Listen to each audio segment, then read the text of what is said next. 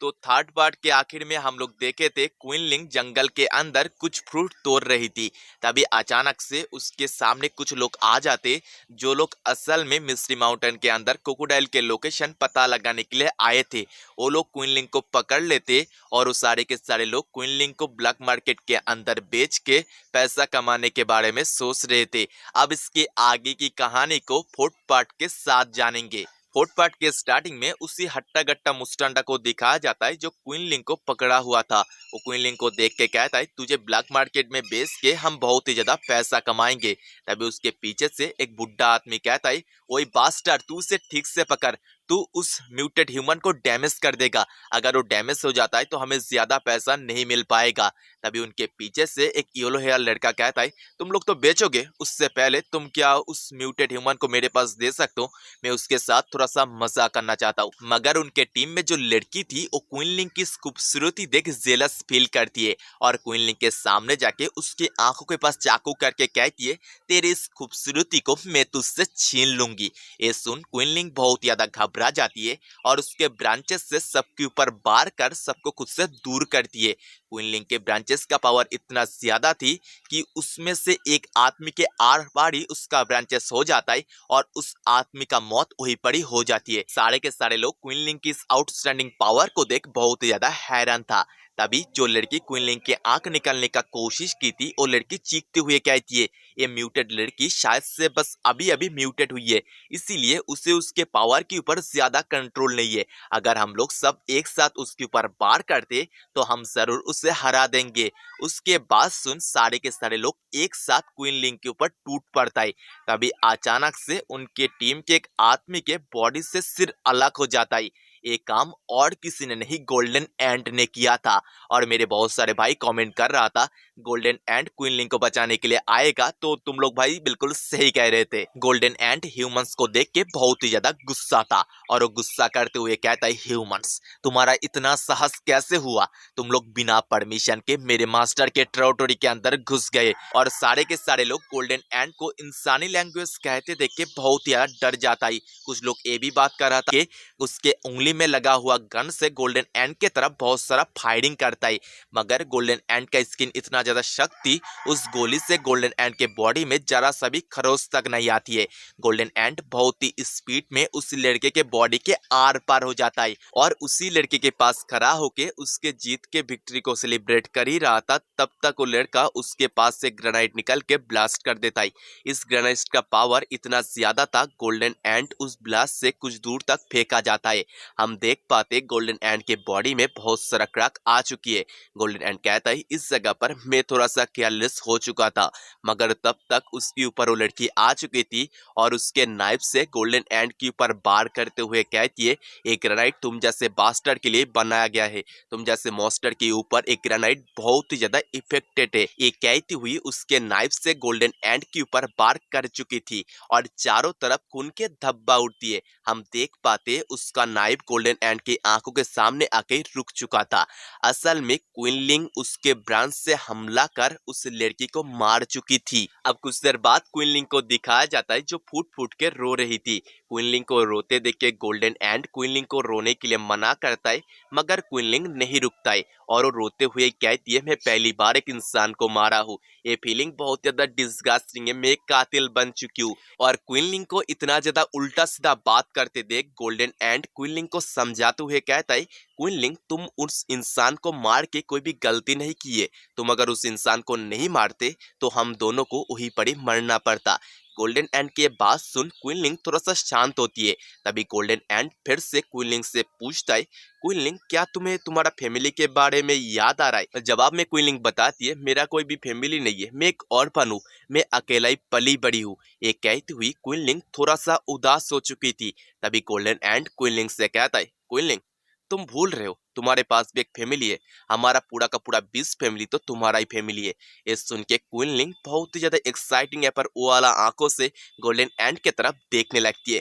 Golden and भी Qinling के ऐसा हरकत से शर्मा जाता है। शायद से इसके बाद हमें गोल्डन एंड और क्विनलिंग के अंदर थोड़ा सा प्यार मोहब्बत दिखाया जा सकता है। इसके बाद शिनशिप्टो के लिंग फैंग को दिखाया जाता है। लिंग फैंग क्विनलिंग से पूछता है, क्विनलिंग क्या ये बात सच है? तुम सचमुच की इस बीस्ट माउंटेन के अंदर जिंदगी भर के लिए रहना चाहती हो और इन बीस्ट को अपना फैमिली मान चुकी हो?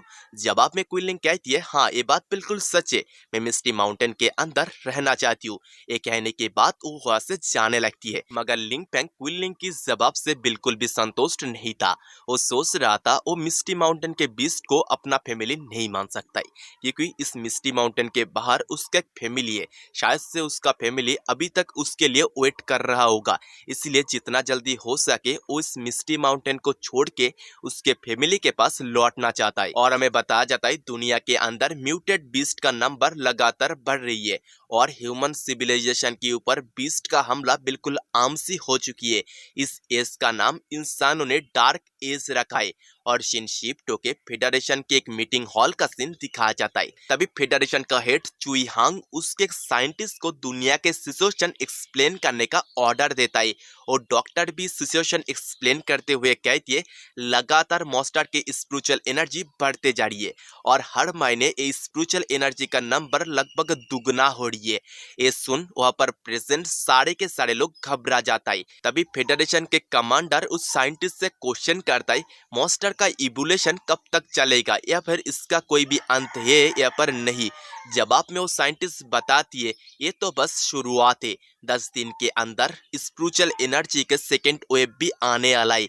उस सेकेंड वेव के बाद मॉन्स्टर बहुत ज्यादा स्ट्रांग हो जाएगा और जो इंसान या पर मॉन्स्टर उस सेकेंड वेव को संभाल नहीं पाएगा उसी वक्त मारा जाएगा। और दोस्तों मैं स्पिरिचुअल वेव के बारे में एक्सप्लेन कर देता हूँ।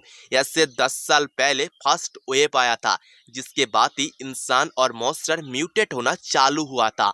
और सेकेंड वेव के बाद जो मॉन्स्टर पहले से म्यूटेट है वो बहुत ही ज्यादा स्ट्रांग हो जाएगा और वो जो मॉन्स्टर इस म्यूटेशन को संभाल नहीं पाएगा वो उसी वक्त मारा जाएगा। और मीटिंग हॉल के अंदर प्रेजेंट सारे के सारे लोग सेकेंड वेव के बारे में सुन के बहुत ही ज्यादा घबरा जाता है। तभी फेडरेशन का हेड उन सब से कहता है, मुझे तुम लोगों को कुछ दिखाना है। अभी फेडरेशन का हेड उन लोगों को क्या दिखाना चाहता है ये तो अभी हमें बताया नहीं जाता है। और दूसरी तरफ मिस्टी माउंटेन के अंदर जिन्हो और शाओकिंग को दिखाया जाता है। जिन्हो शाओकिंग को लेके मिट्टी के गहराई में जा रहा था। शाओकिंग जिन्हो से पूछता है, फादर आप मुझे लेके कहाँ जा रहे हो? जवाब में जिन्हो कहता है, हम लोग बहुत ही जल्दी उस जगह पर पहुंचने वाले और हम देख पाते बहुत तेज रोशनी होता है। इस रोशनी के साथ वो लोग फाइनली उस जगह पर पहुंच जाता है। इसे देख के शाओकिंग कहती है, फादर ये तो प्योर स्पिरिचुअल एनर्जी है, ये हमारे मिस्टी माउंटेन के बीस्ट को लेवल अप करने में बहुत ही ज्यादा मदद करेगा। अब फिर से फेडरेशन हेडक्वार्टर का सीन दिखाया जाता है, जहाँ पर सबके सामने एक वीडियो फुटेज चल रही थी जिसके अंदर गोल्डन एंट धराधर एक के बाद एक इंसानों को मार रहा था और इंसानी लैंग्वेज में बात कर रहा था। उस वीडियो के अंदर क्वीन लिंग भी थी। तो वहाँ पर प्रेजेंट सारे के सारे लोग गोल्डन एंट को इंसानी लैंग्वेज कहते देख के बहुत ही ज्यादा हैरान था। तभी फेडरेशन का हेड कहता है, मिस्टी माउंटेन के अंदर जो लोग क्रोकोडाइल के लोकेशन पता लगाने के लिए गए थे उनके बॉडी में लगा हुआ हिडन कैमरा से हमें ये फुटेज मिला है। और वो ये भी बताता है किसी भी मॉन्स्टर के लिए खुद इंसानी लैंग्वेज सीखना इम्पॉसिबल है, मतलब उसको तो किसी ना किसी ने इंसानी लैंग्वेज सिखाया है। इसका मतलब मिस्टी माउंटेन के अंदर इंसान है जो लोग छुप के मॉन्स्टर के ऊपर एक्सपेरिमेंट कर रहा है। हम लोग मिस्टी माउंटेन को जितना खतरनाक जगह सोचते मिस्टी माउंटेन उससे भी खतरनाक है, इसीलिए हमें जल्द से जल्द मिस्टी माउंटेन के ऊपर कोई एक्शन लेना पड़ेगा। इसके बाद शिनशिप्टो के जिनो को दिखाया जाता है। जिनो के हाथ में एक चिप था। उस चिप को देखते हुए कहता है, सच में इंसानों का टेक्नोलॉजी लगातार बढ़ रही है। उन्होंने एक ऐसा डिवाइस बना लिया है जिसके मदद से स्पिरिचुअल एनर्जी को दबाया जा सकता है। तभी सामने से गोल्डन एंड कहता है, ट्रिगॉट वो लोग टोटल 5 थे, मैंने और क्विनलिंग ने मिलके उन सबको मार दिया है। तभी पास से क्रोकोडाइल कहता है, ट्रिगॉट बैड न्यूज, बहुत ही ज्यादा नंबर में इंसान मिस्टी माउंटेन के तरफ बढ़ रहा है और हम देख पाते बहुत सारा हेलीकॉप्टर, बहुत सारे मिलिट्री टैंक और लाखों के तादाद में सोल्जर मिस्टी माउंटेन के तरफ बढ़ रहा है। ये नंबर बहुत ही ज्यादा था और हम देख पाते एक हेलीकॉप्टर के अंदर से कुछ म्यूटेड ह्यूमन बाहर आता है और हमें बताया जाता है म्यूटेशन के बाद इन इंसानों के पावर नॉर्मल ह्यूमन से बहुत ही ज्यादा बढ़ चुका है। दूसरी तरफ मिस्टी माउंटेन के सारे बीस्ट उनके नजदीक इंसानों के प्रेजेंट महसूस करके बहुत ही जोर जोर से रोर करने लगते। उनका रोर का पावर इतना ज्यादा था, दूर खड़े सारे के सारे सोल्जर को गूज़बम्प आ रहा था और सब लोग अपने अंदर बात कर रहे थे, क्या हम मिस्टी माउंटेन के खिलाफ इस बैटल को जीत भी पाएंगे। दूसरी तरफ जिनो को दिखाया जाता है, जिनो सोच रहा था इतना ज्यादा लार्ज अमाउंट में मिलिट्री फोर्स मिस्टी माउंटेन की तरफ बढ़ रहा है, मगर इस बारे में शाओकिंग ने अभी तक उसे इन्फॉर्म क्यों नहीं किया। क्या ऐसा हो सकता है शाओकिंग कोई मुसीबत के अंदर है। अब यहाँ से सीधा 5 दिन पहले का सीन दिखाया जाता है, जहाँ पर फेडरेशन हेड कहता है हमें जल्दी से जल्दी मिस्टी माउंटेन के पीछे जो इंसान है उसे ढूंढ के निकालना पड़ेगा। ये सुन के सारे लोग हैरान होता है। ऑफिसर रिन पूछती है फेडरेशन हेड आप कहना चाह रहे हो सचमुच के मिस्टी माउंटेन के पीछे कोई इंसान ही है। रिन की इस बात का जवाब देता है पास से वही व्हाइट हेयर साइंटिस्ट। वो बताती है तुमने ये चीज पहले ही देखा है, गोल्डन एंड इंसानी लैंग्वेज कह रहा है, किसी भी मॉन्स्टर के लिए इंसानी लैंग्वेज सीखना बिल्कुल इम्पॉसिबल है। तभी पास से फेडरेशन कमांडर बताता है हम लोगों ने मिस्टी माउंटेन को रेड जोन डिक्लेयर कर दिया है और हमें मिस्टी माउंटेन के मसला को स्पिरिचुअल एनर्जी के सेकेंड वेव के पहले ही क्लियर करना पड़ेगा। तभी फेडरेशन हेड किसी को मीटिंग हॉल के अंदर आने का ऑर्डर देता है और हम देख पाते ये और कोई नहीं सीनियर ऑफिसर डेविड था। डेविड आने के बाद ही कहता है आज हम लोग इस जगह पर मिस्टी माउंटेन के ऊपर कैसे हमला करना है इसी प्लान के बारे में बात करेंगे। और वो बताता है हम लोग 5 दिन के अंदर ही मिस्टी माउंटेन के ऊपर हमला करने वाले हैं। और शिनशिप्टो के उसी डॉक्टर को दिखाया जाता है जो शाओकिंग को उसका बेटी जैसा मानता था। वो डॉक्टर एक स्पिरिचुअल पिल आविष्कार करता है और उस पिल को देखते हुए कहता है इस स्पिरिचुअल पिल को एब्जॉर्ब करके शाओकिंग जल्दी जल्दी उसके फायर कंट्रोल पावर को और भी ज्यादा इनहेंस कर लेगा। तभी उसके पीछे से लिंगलिंग आ जाता है और कहती है डॉक्टर आप बस शाओकिंग को ही अपना बेटी जैसा मानते हो, तो हम लोग इस जगह पर क्या कर रहे हैं। और फिर से शिनशिप्टो के मीटिंग हॉल का सीन दिखाया जाता है जहाँ पर सारे के सारे लोग 5 दिन के अंदर मिस्टी माउंटेन के ऊपर हमला किया जाएगा ये जान के बहुत ज्यादा हैरान थे। कुछ लोग इस बात के खिलाफ भी थे। तभी ऑफिसर डेविड सबको समझाया अगर हम लोग जल्दी नहीं करते और सेकेंड वेव आ जाता है तो उसके बाद मिस्टी माउंटेन के बीस्ट को हमारे लिए रोक पाना इम्पॉसिबल हो जाएगा। और हमें ये भी नहीं पता मिस्टी माउंटेन के अंदर कितना खतरनाक बीस्ट है। मुझे लगता है मिस्टी माउंटेन के अंदर सबसे ज्यादा strong beast at least second order का बीस्ट होगा। इसीलिए मैं थोड़ा सा सेफ्टी देखते हुए जनरल ली को इस मिशन के अंदर ऐड किया है। जनरल ली ह्यूमैनिटी का सबसे ज्यादा स्ट्रॉन्ग ऑफिसर है, उसके साथ मिस्टी माउंटेन के इस मिशन को क्लियर करना आसान हो जाएगा। और ये लॉ पास होने के बाद ही फेडरेशन के चारों तरफ जितना भी सिटी था उन सारे के सारे सिटी के चारों तरफ बहुत ज्यादा स्ट्रॉन्ग डिफेंस बैरियर बनाया गया। इसके बाद शिनशिप्टो के सिटी जेट हॉस्पिटल का सीन दिखाया जाता है जहाँ पर शाओकिंग बहुत ही ज्यादा गुस्सा करती हुई कहीं पर जा रही थी और वो एक रूम के अंदर एंटर करती है जहाँ पर स्ट्रेचर के ऊपर डॉक्टर लेटा हुआ था। डॉक्टर की हालत बहुत ही ज्यादा खराब था, ये देख क्विनलिंग बहुत ही ज्यादा गुस्सा हो जाती है। तभी पास कर एक साइंटिस्ट शाओकिंग को इन्फॉर्म करता है असल में डॉक्टर उसके लिए एक फायर कंट्रोल पिल बनाया था, उसी पिल को छीनने के लिए लिंगलिंग डॉक्टर के पास गया था। हालांकि डॉक्टर उसे समझाने का कोशिश किया था ये पिल उसके कोई भी काम में नहीं आएगा, मगर वो डॉक्टर की एक भी बात को नहीं सुनी थी और डॉक्टर के ऊपर वार करके डॉक्टर को घायल कर दिया था। लेकिन इतना बड़ा क्राइम करने के बाद भी लिंगलिंग को कोई भी हार्ड पनिशमेंट नहीं मिला क्योंकि वो जिस वक्त डॉक्टर के ऊपर वार करी थी उस वक्त वो ड्रग के कंट्रोल के अंदर थी। फेडरेशन ने बस उसे इतना ही सजा दिया है, उसे अटैक फोर्स के अंदर ऐड कर दिया है। अटैक फोर्स का काम होता है फ्रंट में रह के दुश्मन के खिलाफ फाइट करना। तभी डॉक्टर शाओकिंग को उसके पास बुलाता है और उसके पास से पिल निकल के शाओकिंग को देते हुए कहता है शाओकिंग मैं तुम्हारे लिए बस इतना ही बचा पाया हूँ। डॉक्टर को इतना ज्यादा बात करते देख शाओकिंग डॉक्टर से कहती है डॉक्टर आप इतना ज्यादा बात मत करे, आप जितना बात करोगे आपके बॉडी के ऊपर उतना ही ज्यादा प्रेशर आएगा। डॉक्टर कहता है शाओकिंग तुम मेरे लिए चिंता मत करो, मुझे पता है मैं इससे ज्यादा और जी नहीं पाऊंगा। मैं मरने से पहले तुमसे बस एक ही वादा चाहता हूँ, तुम मेरी इस मौत के लिए दोषी किसी को भी मत मानना। तुम्हारा फ्यूचर बिल्कुल एंडलेस है। मैं नहीं चाहता हूँ तुम मेरी इस मौत के बदला लेने के चक्कर में लिंग लिंग के साथ फाइट करके उसे मार दो। उसके बाद तुम्हारा फ्यूचर भी बर्बाद हो जाएगा। इसीलिए तुम मुझसे वादा करो, तुम मेरे लिए तुम्हारे फ्यूचर को बर्बाद नहीं करोगे। तभी शाओकिंग भी डॉक्टर से ये वादा कर देती है और उसी वक्त उसी पल डॉक्टर मारा जाता है और उस रूम के अंदर सब लोग डॉक्टर के नाम जोर से कहता है और हम शाओकिंग को देख पाते। शाओकिंग डॉक्टर की इस मौत से बहुत ही ज्यादा गुस्सा था और वो उस रूम से बाहर जाती हुई डॉक्टर के दिया हुआ उस पिल को भी एब्जॉर्ब कर लेती है। तभी शाओकिंग के सामने एक ऑफिसर आता है और शाओकिंग को एक मिशन में चलने के लिए कहता है। शाओकिंग जाने से पहले उस ऑफिसर से पूछती है ये मिशन कहाँ पर होने वाली है।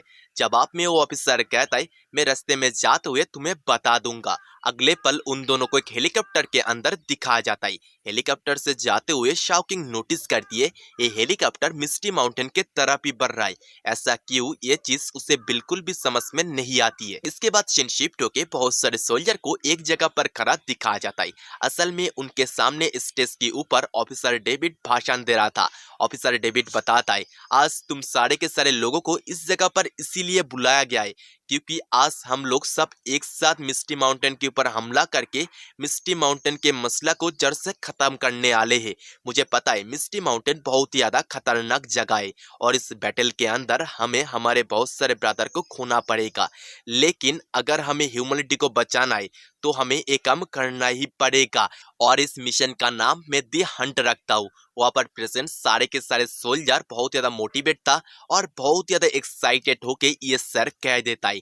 दूसरी तरफ शाओकिंग सोच रही थी उसे जल्दी जल्दी उसके डैड को ये सब कुछ इन्फॉर्म करना पड़ेगा और वो सोल्जर्स के लार्ज नंबर को देख के सोचती है उसने जितना सोची थी सोल्जर्स के नंबर उससे भी ज्यादा है। तभी शाओकिंग के पीछे से एक सोल्जर आ जाता है जिसके मुंह पे बहुत सारा कट का स्कार था। मैं इसे स्कार कहूंगा। स्कार शाओकिंग से कहता है तुम यहाँ पर जितना भी सोल्जर्स को देख रहे हो ये सारे के सारे सोल्जर इतना दिन से सिटी को प्रोटेक्ट करने का काम करता था। आज वो लोग एक ही ऑर्डर में इस जगह में इकट्ठा हुआ है। तभी उन दोनों के पीछे से एक सोल्जर कहता है बस मिस्टी माउंटेन को क्लियर करने के लिए एक जगह में इतना सारा सोल्जर को इकट्ठा होने का कोई भी जरूरत नहीं था। यहाँ पर एटलीस्ट 1 से 1.5 लाख सोल्जर होगा। उस सोल्जर की इस बात के जवाब में स्कार कहता है तुम मिस्टी माउंटेन को जितना सिंपल सोच रहे हो मिस्टी माउंटेन उतना सिंपल बिल्कुल भी नहीं है। मैं एक सोल्जर बनने से पहले चिड़ियाघर में काम करता था। म्यूटेशन के बाद उस चिड़ियाघर के अंदर एक एंट लेवल 4 में इवॉल्व हो गया था। उस एंट ने अकेला ही सिंगल हैंडली 1000 से भी ज्यादा सोल्जर को मार दिया था। तुम मिस्टी माउंटेन के खतरे को इस बात से नाप सकते हो उस जैसा लेवल 4 के बीस्ट मिस्टी माउंटेन के बीस्ट के लिए ब्रेकफास्ट के अलावा कुछ भी नहीं है। ये सुन के वहां पर प्रेजेंट सारे के सारे सोल्जर घबरा जाता है। दूसरी तरफ शाओकिंग उसका ध्यान सोल्जर के बातों के ऊपर बिल्कुल भी नहीं थी। वो टेंशन करते हुए सोच रही थी उसका डैड और उसके डैड के बीस्ट फैमिली एक साथ इतना सारे सोल्जर को संभाल भी पाएगा या पर नहीं। दूसरी तरफ ऑफिसर डेविड को दिखाया जाता है वो सारे के सारे सोल्जर को बैटल फॉर्मेशन समझा देने के बाद उन सबको माउंटेन एंट्रेंस के ऊपर बार कर दबा कर देने का ऑर्डर देता है। डेविड से ऑर्डर पाके सारे के सारे सोल्जर टैंक से और मिलिट्री हेलीकॉप्टर से बमबारी करके माउंटेन एंट्रेंस को दबा कर देता है। तभी जनरल ली सारे के सारे सोल्जर को आगे बढ़ने के लिए कहता है और उन्हें समझाता है वो उनके पीछे। सारे के सारे सोल्जर उनके बीच जनरल ली को देख के बहुत ही ज्यादा खुश था। कुछ लोग बात कर रहे थे जनरल ली ह्यूमन काइंड का सबसे ज्यादा स्ट्रॉन्ग वॉरियर है, उन्हें वन मैन आर्मी कहा जाता है। अगर वो हमारे साथ है तो हम लोग जरूर इस बैटल को जीत जाएंगे। ये कहने के बाद सारे के सारे लोग आगे बढ़ जाता है। तभी अचानक से बैटल फील्ड के अंदर बड़ा बड़ा रूट आ जाता है जो सारे के सारे सोल्जर को बिल्कुल चींटी जैसा पीस देता है। वहां पर फॉक बीस्ट भी आ चुका था। शाओकिंग उसके डैड को इतना जल्दी एक्शन में आते देख के हैरान थी। दूसरी तरफ ऑफिसर डेविड को दिखाया जाता है उसके पास ये न्यूज आ जाता है बैटल फील्ड के अंदर बड़ा बड़ा ट्री रूट और फॉग बीस्ट आ चुका है। डेविड इस बात से हैरान जानता कैसे फॉग बीस्ट फॉग से भी दूर ट्रैवल करके फाइट कर सकता है। उसने सोचा था फॉग बीस्ट फॉग से दूर नहीं हो सकता है, इसीलिए उसने बैटल प्लान के अंदर मिस्टी माउंटेन में घुसने का एंट्रेंस फॉग से दूर बनाया था। और मिलिट्री के बैटल प्लान के बारे में हमें पता चलता है, मिलिट्री ने सोचा है जहां पर फॉग कम है उसी जगह के माउंटेन को तोड़ के वो लोग मिस्टी माउंटेन के अंदर घुसेंगे और मिस्टी माउंटेन को अंदर से दबा कर देंगे। लेकिन अभी जैसा सिचुएशन बन रहा है उनका प्लान फेल होते दिखा जाता है। इसके बाद शिनशिप्टो के जिनु को दिखाया जाता है। जिनु बहुत ही ज्यादा गुस्सा था।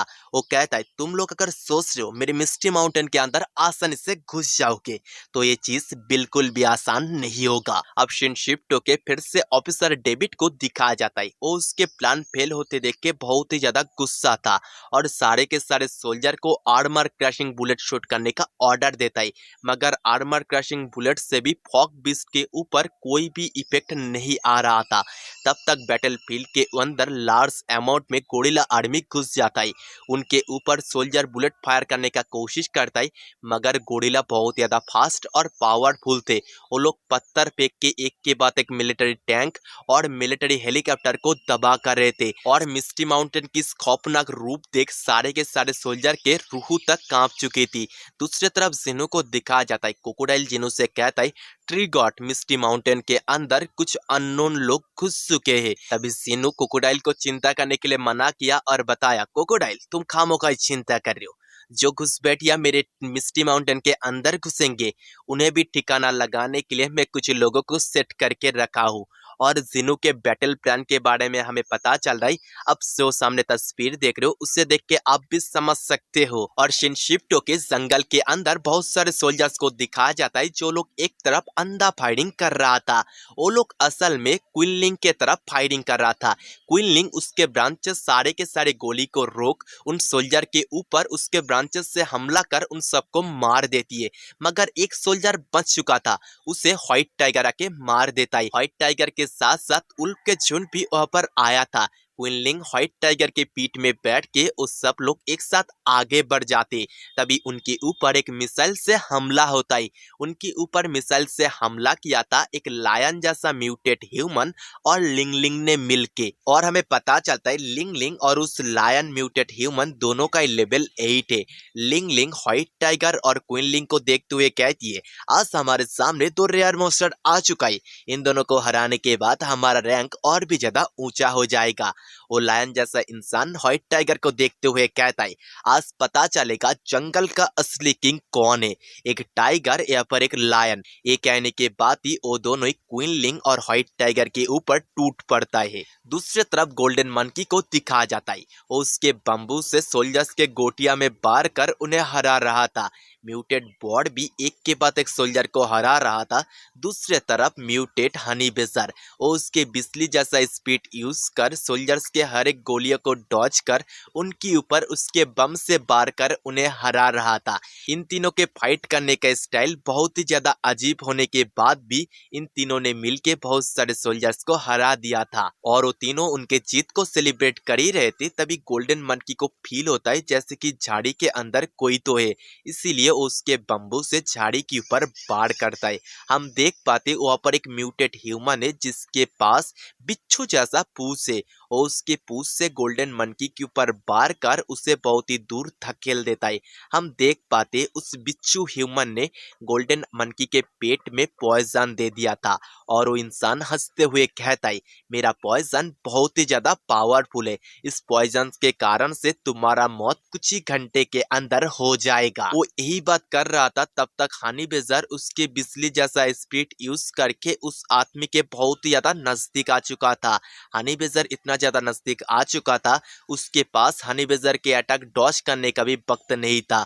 मगर तब तक उस आदमी को प्रोटेक्ट करने के लिए और एक आदमी उसके सामने आ जाता है और हनी बेजर के ऊपर बार करके उसे जमीन के साथ चिपका देता है। वही दूसरी तरफ एक लेडी बहुत ही बड़ा हैमर लेके गोल्डन मंकी के ऊपर बार करता है, लेकिन गोल्डन मंकी को बचाने के लिए उस अटैक को वाइल्ड बॉर उसके सिर से रोक लेता है। लेकिन इस अटैक को रोकने भागने के चक्कर में उसके सिर से बहुत ही ज्यादा खून बाहर आ चुकी थी और उन तीनों इंसान को एक साथ दिखाया जाता है और उनके लेवल के बारे में पता चलता है।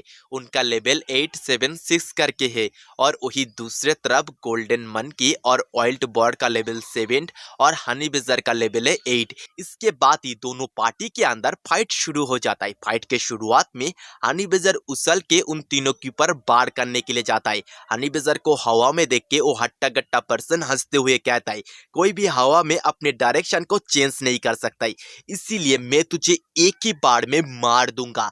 तभी हनी बेजर उसके थंडर एनर्जी रिलीज करता है और उन तीनों को बहुत ही तेज शॉक देता है। शॉक खा के उन तीनों का हालत खराब हो जाता है और इसी मौके का फायदा उठा के गोल्डन मंकी और ऑयल्ड बॉर उनके कॉम्बो अटैक से उन तीनों को बहुत ही ज्यादा घायल कर देता है। और हमें टिड्डों के बारे में बताया जाता है। एक टिड्डे इंसान के लिए कोई भी खतरा नहीं है, इंसान उसे एक ही उंगली से दबा के मार सकता है, मगर लाखों के तादाद में अगर टिड्डे हो तो लोग इंसानों के सारे फसल को खा के उनके लिए भुखमरी ला सकता है। ये बात हमें क्यों बताया जाता है ये तो आपको आगे ही पता चलेगा। और कुछ देर बाद हम देख पाते वो तीनों इंसानी हार चुका है और पर गोल्डन मंकी भी खड़ा है। गोल्डन मंकी का हालत जहर के कारण से बहुत ही ज्यादा खराब था। तभी वहाँ पर कुछ सोल्जर्स आ जाता है और ऑयल्ड मॉन्स्टर को देख के उनके ऊपर अंधा फायरिंग चालू कर देता है। गोल्डन मंकी को बचाने के लिए ऑयल्ड बॉर और हनी बेजर उनके बॉडी से गोली को रोकने लगता है। तभी अचानक से गोल्डन मंकी के पीछे से वो हट्टा गट्टा पर्सन खड़ा हो जाता है और गोल्डन मंकी के ऊपर वार करता है, मगर तब तक गोल्डन मंकी को बचाने के लिए उसके सामने ऑयल्ड बॉर आ चुका था। उस आदमी ने ऑयल्ड बॉर के बॉडी के अंदर उसके हाथ को घुसा दिया था और ऑयल्ड बॉर के ऐसा हालत देख के गोल्डन मंकी और हनी बेजर के आंखों से आंसू बाहर आ चुकी थी। तभी वो आदमी ऑयल्ड बॉर के दिल को अपने हाथ से प्रेस करके उसे उसी जगह पे मार डालता है। अपने आंखों के सामने ऑयल्ड बॉर को मरते देख के गोल्डन मंकी फूट फूट के रोने लगता है। वही दूसरे तरफ एक आदमी हनी बेजर के पास ग्रेनाइट ब्लास्ट करके उसे बहुत ज्यादा घायल कर देता है और हम देख पाते वहां पर बहुत सारे अवेकेंट ह्यूमन आ चुका था।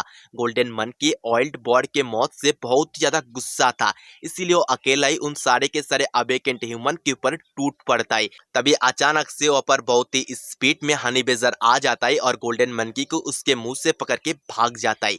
लेकिन उसे भी गोल्डन मंकी को अपने मुंह से पकड़ के भागने में दिक्कत हो रहा था, क्योंकि ऐसे कुछ देर पहले उसके ऊपर ग्रेनेड से जो हमला हुआ था उससे उसका पैर बहुत ही ज्यादा घायल हो चुका था। उसे बहुत ज्यादा दिक्कत होने के बावजूद भी वो भागते रहा और सोल्जर से दूर चला गया। इसके बाद शिनशिप्टो के कुछ सोल्जर्स को दिखाया जाता है जिनके ऊपर बहुत ही स्पीड में हमला हो रहा था। ये सारे के सारे हमला कर रहा था गोल्डन एंट और ब्लू मैंटिस। उन सबको मारने के बाद ब्लू मैंटिस गोल्डन एंट से पूछता है, ब्रदर इसके बाद हमें क्या करना है? जवाब में गोल्डन एंट कहता है, तुम्हारे सामने जितना भी इंसान आए उन सबको मार दो। ये कहने के बाद ही वो दोनों ही बहुत ही स्पीड में सामने की तरफ बढ़ जाता है। इसके बाद शिनशिप्टो के क्विनलिंग और व्हाइट टाइगर को दिखाया जाता है। उनका हालत खराब थी, उनके सामने वाला पार्टी का भी हालत ज्यादा सही नहीं थी, उनका हालत उनसे भी बदतर था। उस लायन जैसा इंसान का एक हैंड कट चुका था और लिंगलिंग का हालत भी खराब थी। लिंगलिंग कहती है, कैसे ये लोग हमें ओवर पावर कर पा रहे हैं? तभी वो लायन जैसा इंसान लिंगलिंग से कहता है, उस व्हाइट टाइगर का पावर बहुत ही ज्यादा है, मगर वो व्हाइट टाइगर उस वोमेन को प्रोटेक्ट करते हुए लड़ रहा है, इसीलिए वो बैटल के अंदर उसके फुल पोटेंशियल को देखा नहीं पा रहा है। इसीलिए हमें उस वोमेन को ही अपना होस्टेस बना के उस व्हाइट टाइगर को हराना पड़ेगा। दूसरी तरफ क्विनलिंग सोच रही थी, ये बैटल अगर ज्यादा देर तक चलती है तो उनका जीतने का चांस बिल्कुल भी नहीं है। तभी उसी लायन जैसा आदमी के पीछे एक वैम्पायर जैसा आदमी और भी कुछ लोगों के साथ आ जाता है। आने के बाद ही कहता है, तुम्हें बस एक व्हाइट टाइगर को हराने में इतना ज्यादा वक्त लग रहा है? तो लायन जैसा आदमी वैम्पायर को देख के कहता है, तो बूढ़ा तुम फाइनली आ चुकी हो। उस बूढ़ा नाम के आदमी को देख के क्विनलिंग सोच रही थी, इस आदमी के अंदर से बहुत ही ज्यादा अमाउंट में स्पिरिचुअल एनर्जी बाहर आ रही है, मतलब ये आदमी बहुत ही ज्यादा पावरफुल होगा। तभी बूढ़ा सारे के सारे सोल्जर को क्विनलिंग और व्हाइट टाइगर के ऊपर हमला करने का ऑर्डर देता है। ऑर्डर पाके सारे के सारे सोल्जर उनके ऊपर टूट पड़ता है। व्हाइट टाइगर उसके जबड़े से एक के बाद एक सोल्जर को मार रहा था और म्यूटेड उल्फ और क्रेन भी उनके उनके बार से सोल्जर्स को मार रहा था। क्विनलिंग भी उसके ब्रांचेस से बार कर एक एक करके सोल्जर्स को मार रही थी, मगर इस फाइट के अंदर सोल्जर्स का नंबर ज्यादा होने से वो लोग उनके ऊपर भारी पड़ रहा था। और दोस्तों, आपको क्या लगता है, व्हाइट टाइगर और क्विनलिंग का पार्टी उस बूढ़ा के साथ साथ सारे के सारे सोल्जर को हरा पाएगा, या फिर बूढ़ा और सारे के सारे सोल्जर मिलके उन सबको मार देगा और गवर्नमेंट के साथ मिस्टी माउंटेन का जो जंग चल रहा है उस जंग का आखिरी ओवरकम क्या निकल के आएगा? क्या मिस्टी माउंटेन इस जंग को जीत पाएगा, या फिर गवर्नमेंट इस जंग को जीत के मिस्टी माउंटेन को दुनिया के नक्शे से हटा देगा? अगर इस बारे में आपको जानना है तो नेक्स्ट एपिसोड देखना पड़ेगा, क्योंकि यही पर ही हमारा ये वाला पार्ट खत्म होता है। और दोस्तों, आप लोग मुझे माफ करना, इस वीडियो का ड्यूरेशन थोड़ा सा कम हो चुका है, लगभग 30 मिनट का। पहले एक इम्पोर्टेंट सूचना, ये ट्री गॉड का पार्ट 5 और पार्ट 6 का मिक्सर है। मैं पहले ही पार्ट 6 को अपलोड किया था, लेकिन कुछ लोगों ने नहीं देखा। जिन लोगों ने नहीं देखा वो लोग शुरुआत से देख सकते हो, और जिन लोगों ने पहले ही पार्ट 5 को देख लिया है वो लोग 14 मिनट का टाइम स्किप करके उसके बाद के वीडियो को देख सकते हो। तो लेट्स एंजॉय दिस वीडियो। तो पिछले एपिसोड के आखिर में हम लोग देखे थे वैम्पायर ह्यूमन बूढ़ा बैटलफील्ड के अंदर आ चुका था। आने के बाद उस सारे के सारे सोल्जर को व्हाइट टाइगर और क्विनलिंग के पार्टी के ऊपर हमला कर उन्हें मार देने का ऑर्डर दे दिया था। ऑर्डर पाके सारे के सारे सोल्जर उनके ऊपर टूट पड़ा था। ओवरऑल फाइट के अंदर सारे के सारे सोल्जर व्हाइट टाइगर और क्विनलिंग के पार्टी के ऊपर भारी पड़ रहा था। अब इसके आगे की कहानी को इस पार्ट के साथ जानेंगे। इस पार्ट के स्टार्टिंग में हमें लिंगलिंग को दिखाया जाता है। वो कुछ फ्लैश ग्रेनाइट क्विनलिंग के तरफ फेंकती है। वो ग्रेनाइट जाके क्विनलिंग के बिल्कुल पास ब्लास्ट होती है, जिससे चारों तरफ रोशनी रोशनी हो जाती है। और उसी रोशनी के आड़ में छुप के लिंगलिंग क्विनलिंग के पास जाती है और उसके तेजधार नाखूनों से क्विनलिंग के पेट में बार कर देती है। और शिनशिप्टो के ईस्ट बैटलफील्ड का सीन दिखाया जाता है, जहाँ पर हेलीकॉप्टर से गोरिल्ला मॉन्स्टर के ऊपर बहुत तेज बमबारी हो रही थी। चारों तरफ बहुत तेज तेज धमाका होती है और धूल उड़ने लगती है। धुआं देख के सारे सोल्जर सोचता है जरूर सारे के सारे गोरिल्ला मॉन्स्टर मर चुका है, मगर धुआं हटती है और हम लोग देख पाते सारे के सारे गोरिल्ला मॉन्स्टर ट्री रूट के आड़ में छुप के इस ब्लास्ट से बच चुका था। गोरिल्ला मॉन्स्टर को जिंदा देख के सारे के सारे सोल्जर्स बहुत ज्यादा हैरान होता है। तभी गोरिल्ला मॉन्स्टर सोल्जर्स के ऊपर टूट पड़ता है। तब तक बैटलफील्ड के अंदर पेरिग्रीन फैल्कन आ चुका था, जो लोग उनके मैक 10 के स्पीड में सारे के सारे बैटल हेलीकॉप्टर को दबा कर देता है। दूसरी तरफ जिनु को दिखाया जाता है। जिनु कहता है, इंसानों, तुम लोगों ने मेरे ऊपर वार करके बहुत ही बड़ा गलती किया है, इसके लिए तुम्हें बहुत ही ज्यादा पे करना पड़ेगा। तभी वहां पर एक आदमी आ जाता है जिसके बॉडी से बहुत ही ज्यादा एनर्जी बाहर निकल रही थी। जिनु उस आदमी को देख के कहता है, फाइनली एक इंसान यहाँ पर आ चुका है, मैं बहुत ही देर से तुम्हारा वेट कर रहा था। और हम देख पाते ये इंसान और कोई नहीं, जनरल ली था। इसके बाद शिनशिप्टो के फिर से क्विनलिंग को दिखाया जाता है, जिसके पेट में लिंगलिंग बार कड़ी थी। इस बार का पावर इतना ज्यादा था, वो पीछे की तरफ फेंका जाती है और उसके मुंह से खून बाहर आ जाती है। लिंगलिंग क्विनलिंग को देख के कहती है, हे बीस्ट गर्ल, तेरे बॉडी से बिल्कुल उस कंट्री गर्ल के जैसा बदबू क्यों आ रही है? मुझे बहुत ज्यादा गुस्सा आ रही है, मैं तेरे खाल को नोच लूंगी। मगर तब तक उसके पीछे से व्हाइट टाइगर आ चुका था। व्हाइट टाइगर क्विनलिंग को सिर नीचा करने के लिए कहता है और एक बहुत ही खतरनाक बार लिंगलिंग के ऊपर कर देता है, जिससे लिंगलिंग घायल होके बहुत दूर तक फेंका जाता है। उसके पास लायन ह्यूमन भागते हुए जाता है और कहता है, लिंगलिंग तुम ठीक तो हो? हम देख पाते लिंगलिंग के गले में कट लग चुकी थी और उसके गला पकड़ के कहती है, मैं केयरलेस हो चुकी थी, इसीलिए मैं घायल हो चुकी हूँ। दूसरी तरफ व्हाइट टाइगर क्विनलिंग को इस जगह से भाग जाने के लिए कहता है और बताता है, क्विनलिंग जल्दी से जाके ट्री गॉड को ढूंढो और उन्हें बताओ यह का सिचुएशन क्या है। क्विनलिंग अचानक से व्हाइट टाइगर को बात करते देख के बहुत ज्यादा हैरान होती है। तभी व्हाइट टाइगर फिर से कहता है, अगर हम सब लोग यहाँ पर रहते तो सब लोग ही मारा जाएंगे, इसीलिए तुम इस जगह से भाग जाओ। मगर क्विनलिंग यहाँ से भागना नहीं चाहती थी, वो उसके फैमिली को प्रोटेक्ट करना चाहती थी। लेकिन व्हाइट टाइगर के डांट सुन के वो यहाँ से भागने के लिए राजी हो जाती है और भागने लगती है। क्विनलिंग को भागते देख के दो सोल्जर उसे फॉलो करते हुए कहता है, देखो वो बीस्ट गर्ल यहाँ से भाग रही है, उसे भागने मत दो। तभी कुछ सोल्जर क्विनलिंग के तरफ कुछ गोलियां फायर करता है, मगर क्विनलिंग को बचाने के लिए उन गोली के सामने आके क्रेन खड़ा हो जाता है और सारे के सारे गोली को उसके बॉडी से रोक लेता है। क्विनलिंग उसके आंखों से आंसू पोंछते हुए भाग रही थी। वो कहती है, दोस्तों बस तुम लोग कुछ देर वेट करो, मैं मदद लेके बहुत ही जल्दी आ जाऊंगी। दूसरी तरफ उस पावरफुल सोल्जर आके क्रेन के ऊपर वार करता है, जिससे म्यूटेड क्रेन घायल हो जाता है और सोचने लगता है जब उसके फैमिली के ऊपर तुमाहू स्नेक ने हमला किया था तब वो बहुत ज्यादा कमजोर था, इसीलिए उसके फैमिली को बचा नहीं पाया था। मगर इस वक्त वो उसके आखिरी सांस तक लड़के उसके फैमिली को प्रोटेक्ट करेगा। ये सोचने के बाद वो पावर ऑफ करने लगता है और उसके बॉडी से कुछ ज्यादा ही एनर्जी बाहर निकल रही थी और एक पावरफुल विंड अटैक करके उसके नजदीक जितना भी सोल्जर्स था उन सबको दूर धकेल देता है। तभी व्हाइट टाइगर कुछ देख के घबरा जाता है और उसके मुंह में जिस सोल्जर को पकड़ा हुआ था वो नीचे गिर जाता है। असल में वहां पर हजारों के तादाद में सोल्जर्स आ चुका था, जो सारे के सारे सोल्जर बूढ़ा के एक ही ऑर्डर में व्हाइट टाइगर के ऊपर टूट पड़ता है। तभी व्हाइट टाइगर को जीनू के बताया एक बात याद आ जाता है, जहाँ पर जीनू ने बताया था, व्हाइट टाइगर शायद से तुम पावर के मामले में सबसे ज्यादा पावरफुल हो, लेकिन मसल के पावर हर वक्त नहीं रहती है, इसीलिए हर एक बैटल के अंदर तुम्हें अक्लमंदी से काम लेना है। और अगर उस बैटल को तुम तुम्हारे फैमिली मेंबर को प्रोटेक्ट करने के लिए लड़ रहे हो, तब तुम उस बैटल के अंदर बिल्कुल भी हार को अफोर्ड नहीं कर सकते। इसी कारण से उस वक्त तुम्हारा पावर बाकियों से बहुत ही ज्यादा बढ़ जाती है और उस बैटल को जीतने का चांस तुम्हारा बढ़ जाती है।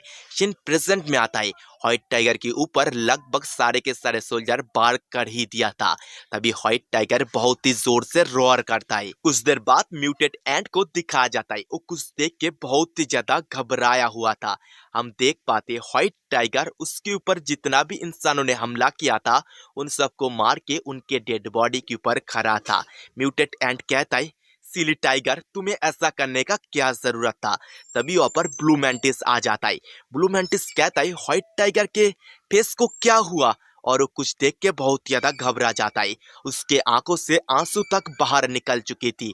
हम देख पाते व्हाइट टाइगर इस बैटल को जीतने के लिए उसके आधा बॉडी के खाल को सैक्रिफाइस कर दिया था। व्हाइट टाइगर कहता है, दोस्तों तुम्हें चिंता करने का जरूरत नहीं है, मैं बिल्कुल ठीक हूँ। म्यूटेड एंट व्हाइट टाइगर के ऐसा हालत देख के रोने लगता है और गुस्से से कांपते हुए कहता है, इंसान और तुम लोग मुझसे क्या क्या छीनोगे, लगभग तुम लोग मुझसे मेरे सब कुछ छीन चुके हो।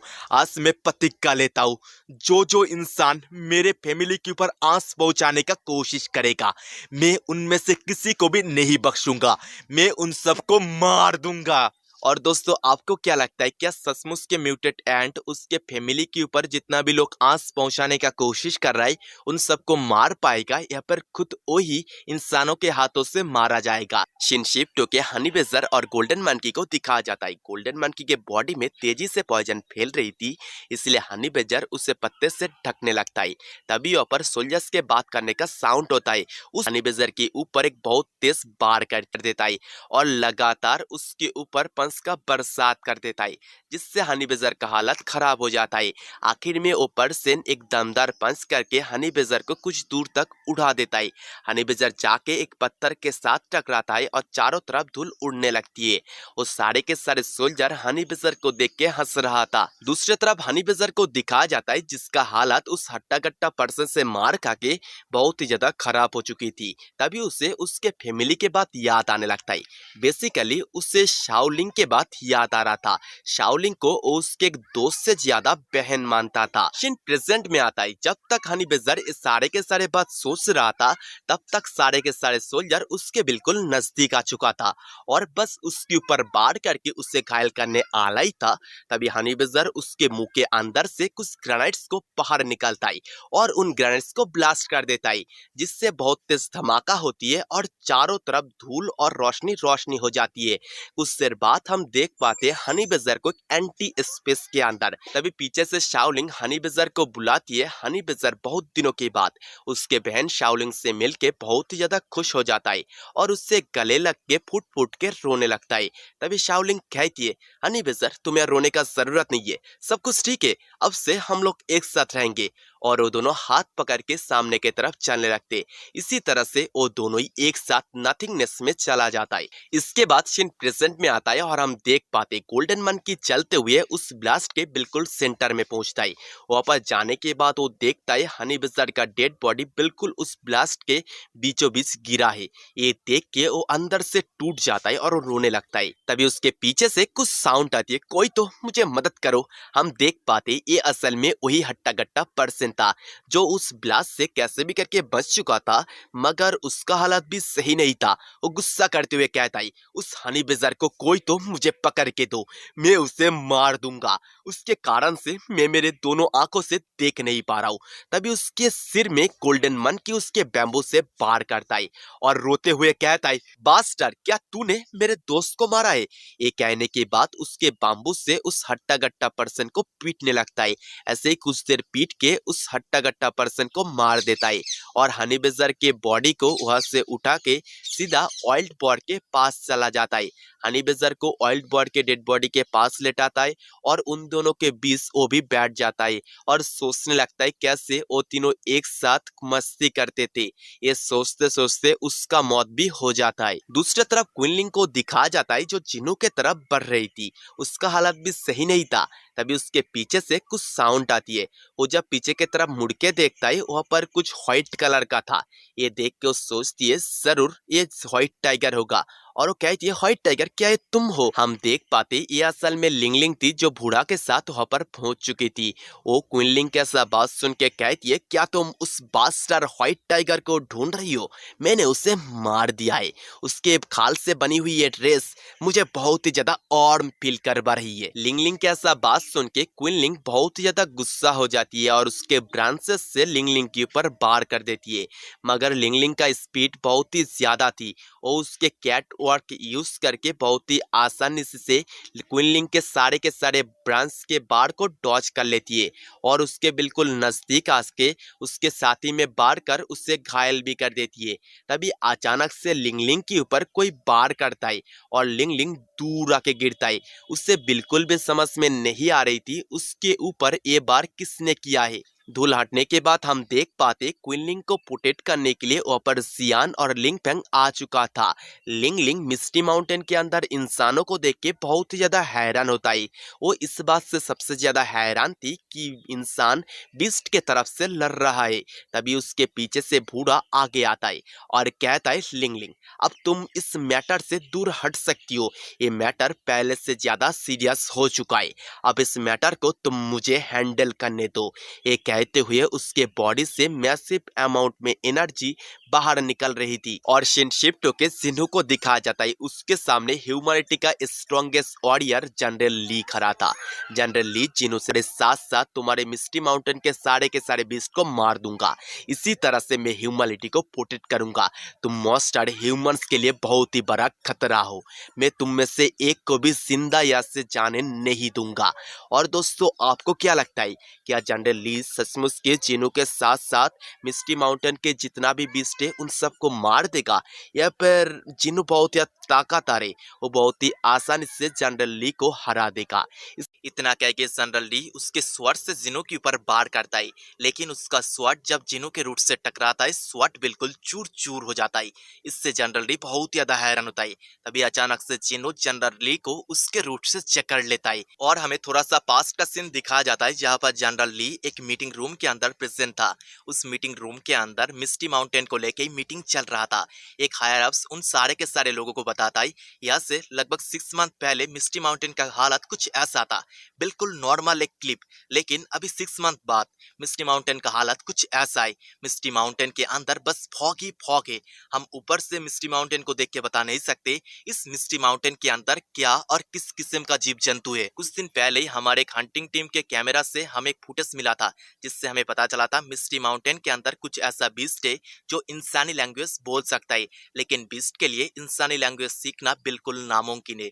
इसी वजह से हमें लगा था मिस्टी माउंटेन के पीछे जरूर इंसानों का हाथ है। लेकिन अभी के अभी हम हमारे सर्वेलेंस कैमरा से एक पिक्चर को कलेक्ट किए, जिसे देखने के बाद हमारा सोच धीरे धीरे बदलने लगा है। अभी हमें लग रहा है मिस्टी माउंटेन की इस इवोल्यूशन के पीछे किसी एक बीस्ट का हाथ है। इतना कहने के बाद ही स्क्रीन में जिन्हों का एक धुंधला पिक्चर शो किया जाता है। सारे के सारे लोग स्क्रीन में इतना बड़ा एक बीस्ट ट्री को देखने के बाद हैरान होता है। सब लोग कहता है इतना बड़ा ट्री, और इस ट्री को देख के लग ही रहा है ये ट्री बहुत ज्यादा अक्लमंद होगा।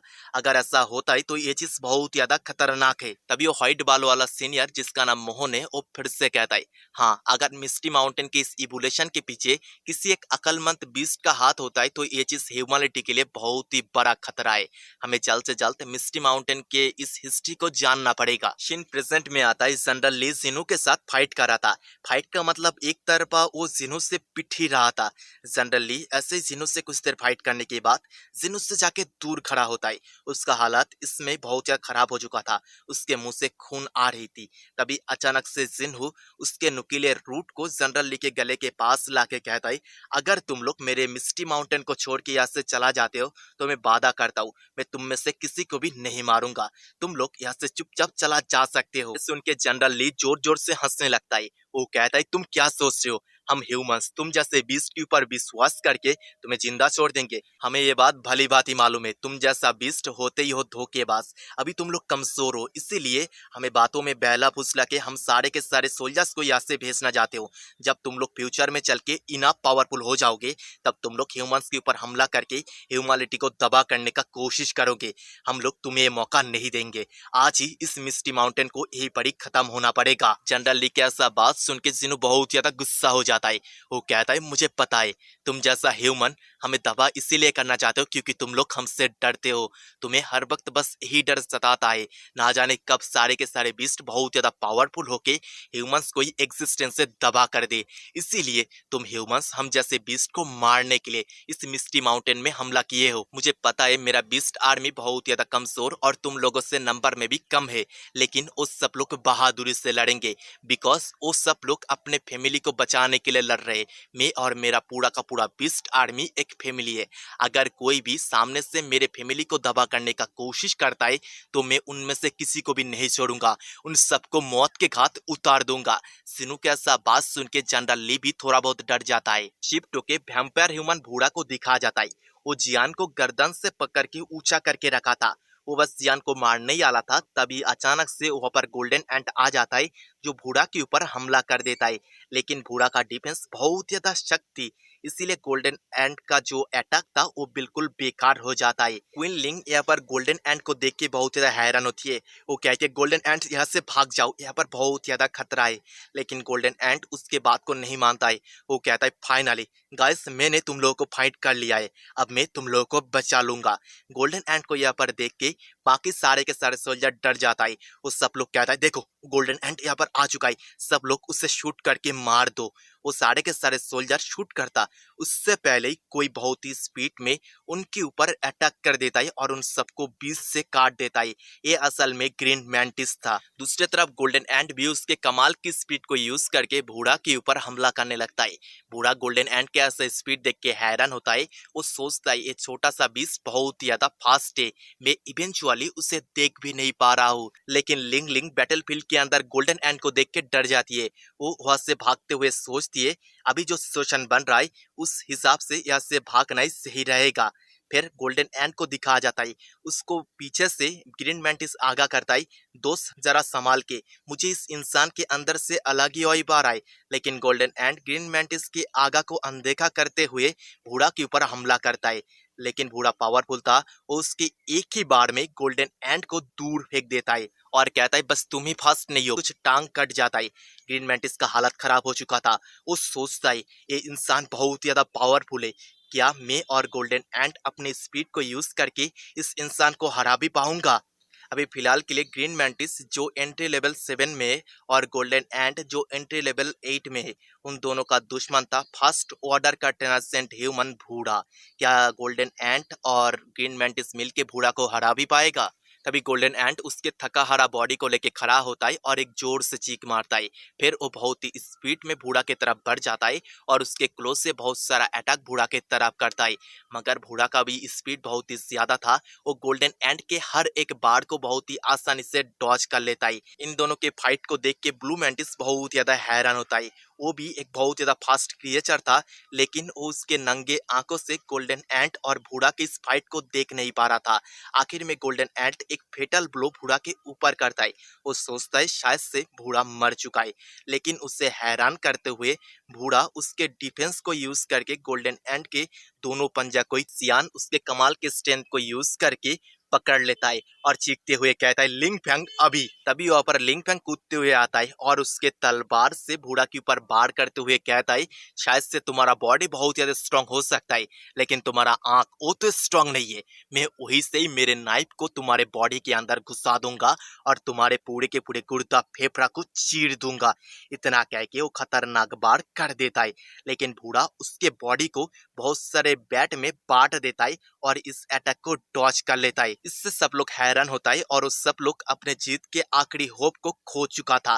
तभी उनके पीछे से क्विनलिंग चीखते हुए कहती है जिस बैट का आंख के कलर रेड है वही असली बूढ़ा है, सब लोग उसके ऊपर वार करो।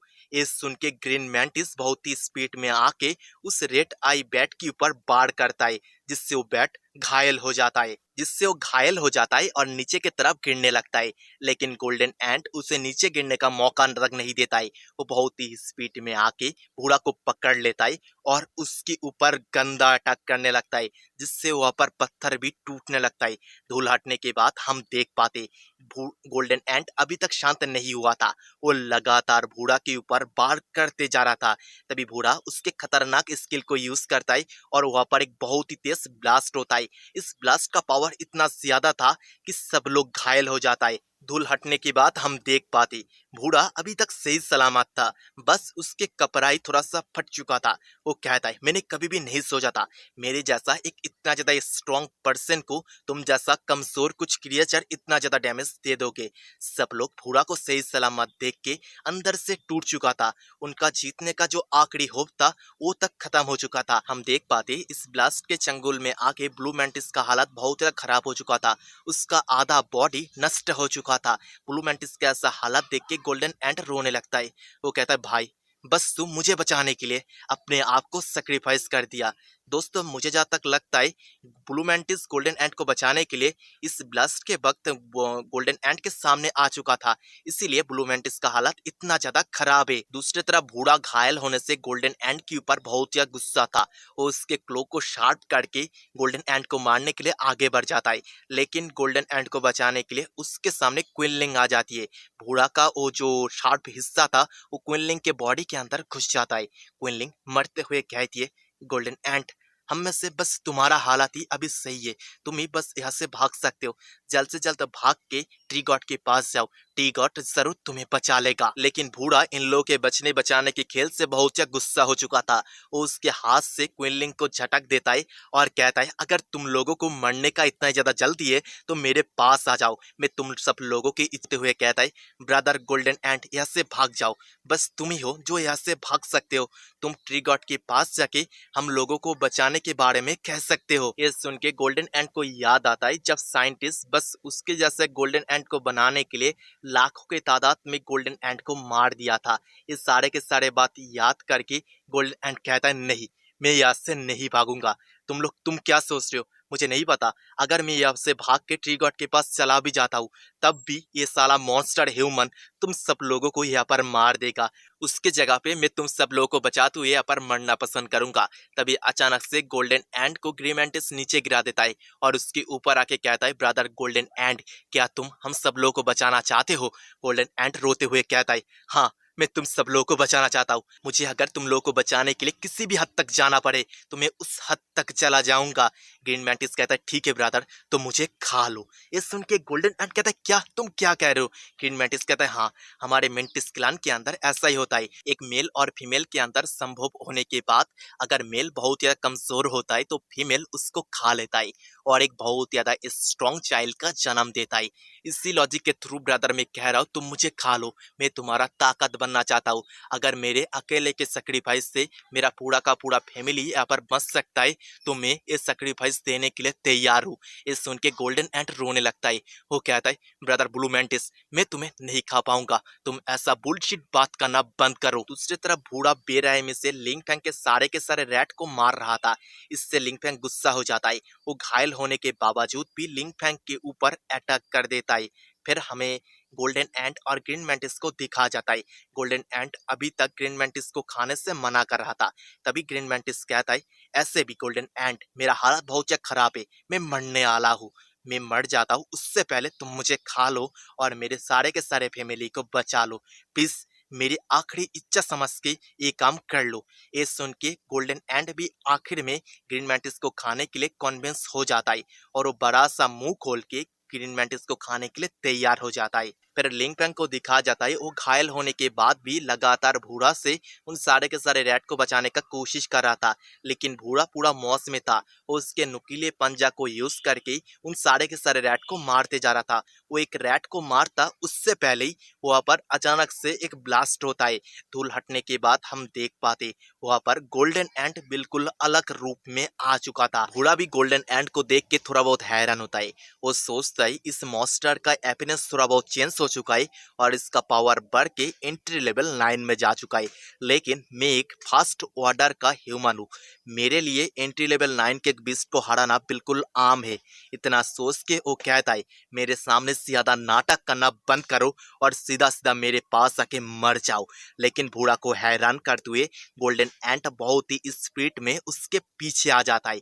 बूढ़ा भी बहुत ही स्पीड में पीछे मुड़ता है और गोल्डन एंट के ऊपर एक अटैक करता है। इतने के बाद बूढ़ा बहुत ज्यादा हैरान होता है क्योंकि गोल्डन एंट उसके अटैक को बस डॉच ही नहीं किया था, उसके अटैक को डॉच करने के साथ साथ जितना भी वहां पर म्यूटेटेड रैट था उन सबको भी रेस्क्यू कर लिया था और उन सारे के सारे रैट को ले जाके लिंग फैंग के पास रख देता है और बूढ़ा के सामने बिल्कुल पोज में खड़ा हो जाता है फाइट करने के लिए। बूढ़ा गोल्डन एंट को देख के कहता है तुम्हारा स्ट्रेंथ बस थोड़ा ही बड़ा है, लेकिन मैं अभी तक फर्स्ट ऑर्डर का एक टेनेसेंट ह्यूमन हूँ, मेरे लिए तुम्हें हराना बिल्कुल आसान है। उतने में ही बूढ़ा को हैरान करते हुए गोल्डन एंट एक दमदार पंच उसके फेस में मारता है। इस पंच का पावर इतना ज्यादा था बूढ़ा बहुत दूर तक फेंका जाता है, वो घायल हो चुका था। वो कहता है ये एंट बहुत ज्यादा फास्ट है, मुझे मेरे पावर को दिखाना ही पड़ेगा। तभी गोल्डन एंट उसके बॉडी से इनहेंस ऑरा को रिलीज करते हुए कहता है ह्यूमन, आज तू मेरे फैमिली के साथ जो किया इसका बस एक ही अंजाम है, वो है मौत। तभी बूढ़ा कहता है तुम क्या सोच रहे हो, बस यही मेरा असली पावर है। यही कहते कहते बूढ़ा उसके अपने आप को ट्रांसफॉर्म करने लगता है और बिल्कुल अलग ही रूप में आके ये गोल्डन एंट के सामने खड़ा हो जाता है और एक दमदार पंच गोल्डन एंट के पेट में मारता है। फिर वो उसके हाथ में कुछ स्पाइक को उगाता है और उसी हाथ से गोल्डन एंट को लगातार पंच करने लगता है। कहता है कमजोर मॉन्स्टर, बस एंट्री लेवल 9 में पहुंचने के बाद ही अपने आप को बहुत ही बड़ा तीस मार का समझ रहा था। अब मेरे जैसा एक फास्ट वाटर के इनोसेंट ह्यूमन के पावर देख के क्या तेरा बोलती बंद हो गया?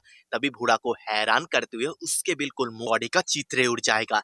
लिटिल मॉन्स्टर, तुम तो सही सलामत हो, तुम सर मेरे इन सारे के सारे ग्रेनाइट को डॉच कर लोगे, लेकिन तुम्हारे पीछे तुम्हारा जितना भी दोस्त थे वो सब लोग घायल है, वो लोग इस ग्रेनाइट के चपेट में आके मारा जाएगा।